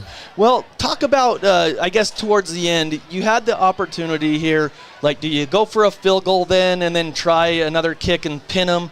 Or do you try for the fourth down? Like, what goes through your head as a coach in that situation there at the end to make it an 8-point lead, or do you try to go for the first down and just try to go for that end zone? Yeah, it was about getting to within one score. Okay. Getting to within one score, and the decision was made to put the points, and so that puts us down 8. Yeah. We just needed to get the game within one score, and we felt better about that at that juncture.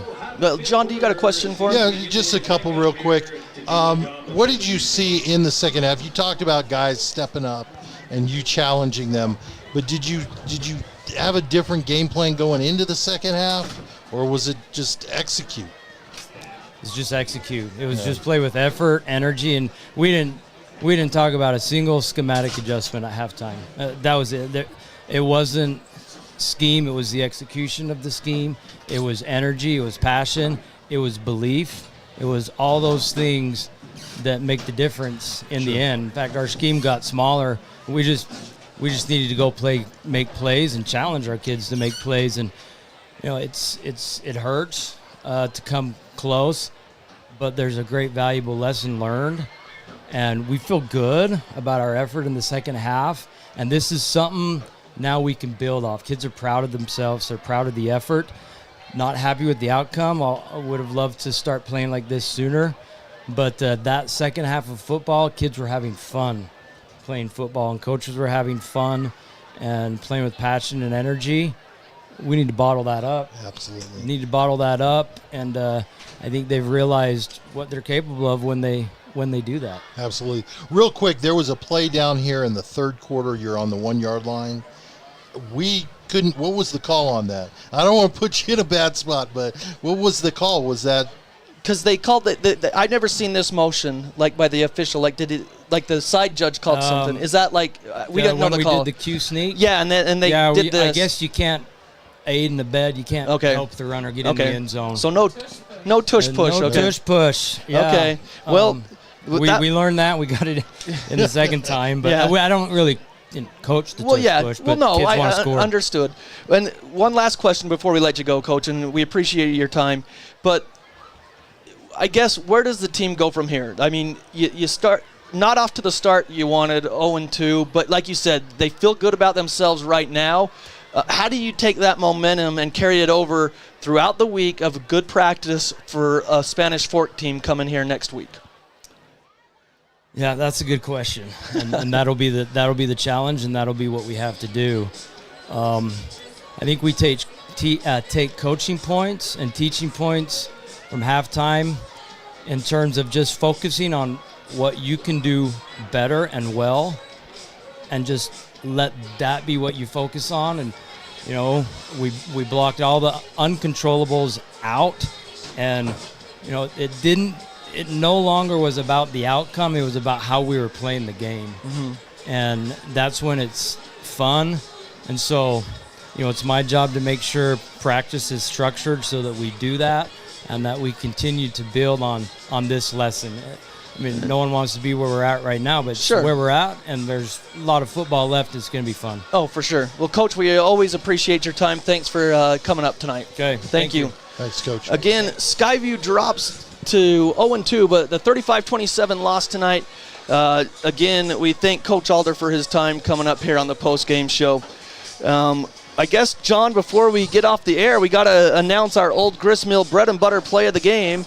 Locations in Smithfield, Logan, and South Logan. Have you tried the fantastic breakfast sandwiches at the South Logan or Smithfield locations? Well, you need to because you'll love it. They are. I had. Oh, you had I one? had one today. Wow. And I didn't even know this was it. Well, they are our sponsor of the bread and butter play of the game. This is your opportunity to win 4 loaves of bread, I believe, from the Old Grist Mill. Listen to the full court press on 106.9 FM and 1390 AM The Fan, or the mobile app, The Fan. But if you listen on Monday from 4 to 6 p.m., Eric Franson and Jason Walker, at some point throughout their show, I don't know what time they do it, they'll ask for the winner. What the bread and Old Grist Mill bread and butter play of the game is, and we're going to say it's that onside kick. So the onside kick by Carlson, they had just scored, Skyview did, and they were trailing 35-10 in the third quarter. With 1:48 left in the third quarter, they kicked that onside kick. Carlson just dribbled it forward, went 11 yards, and they pounced on it. And that will be our bread and butter play of the game. So when they ask for it, you call in or text their text line, and you could be a winner of 4 loaves. I think it's 4. Yeah. Even if it were a half a loaf, it would be well worth it. So. Definitely. Old Grist Mill. So we thank all our sponsors, but let's go through some final scores. Mountain Crest goes to 2-0, 62-8 over Uinta. Wow. There you go to 2-0. Ridgeline goes to 2-0. They won 39-3 at Park City. Bear River destroyed Cottonwood 77-0 in Garland, and they go to 1-1 on the season. Let's see. I think you missed Mountain Crest there. No, I thought Okay, Mountain Crest 62-8 over Uinta. They are 2-0. Springville defeats Green Canyon, so Green Canyon 0-2. Springville wins 27-9. The last score we had was Granger 54, Logan 19, so Logan probably lost, and they go to 1-1 on the season as well. Well, John, it's been great. Thanks so much for filling in for Kaysen. Appreciate it. Absolutely, anytime. Beautiful stadium out here, a great crowd, and as Coach said, tough loss, but certainly they've got a lot to be proud about. They came back and played hard. So for, let's see, our Coach Alder, for myself, for John Russell, and I just escaped the name. Pear, that's right. Pear Lewis. Lewis. I couldn't think of his last name, so I didn't want to goof it up. But Pear Lewis filled in tonight, doing a great job on the camera, and we appreciate all of you listening in on 106.9 FM, 1390 AM, The Fan. Have a great weekend, everybody. This Skyview Bobcats broadcast has been a presentation of 106.9 FM, 1390 AM, The Fan, and CashValleyDaily.com. Made possible by Les Olson IT, Old Grist Mill, Adams Wealth Advisors, DD Auto Salvage, Great Basin Graphics, Preston Watts Auto Collision, Napa Auto Parts, Young Automotive, Tyson Luthi State Farm, and Cache Valley Daily. Catch replays and photo galleries of previous games on CashValleyDaily.com.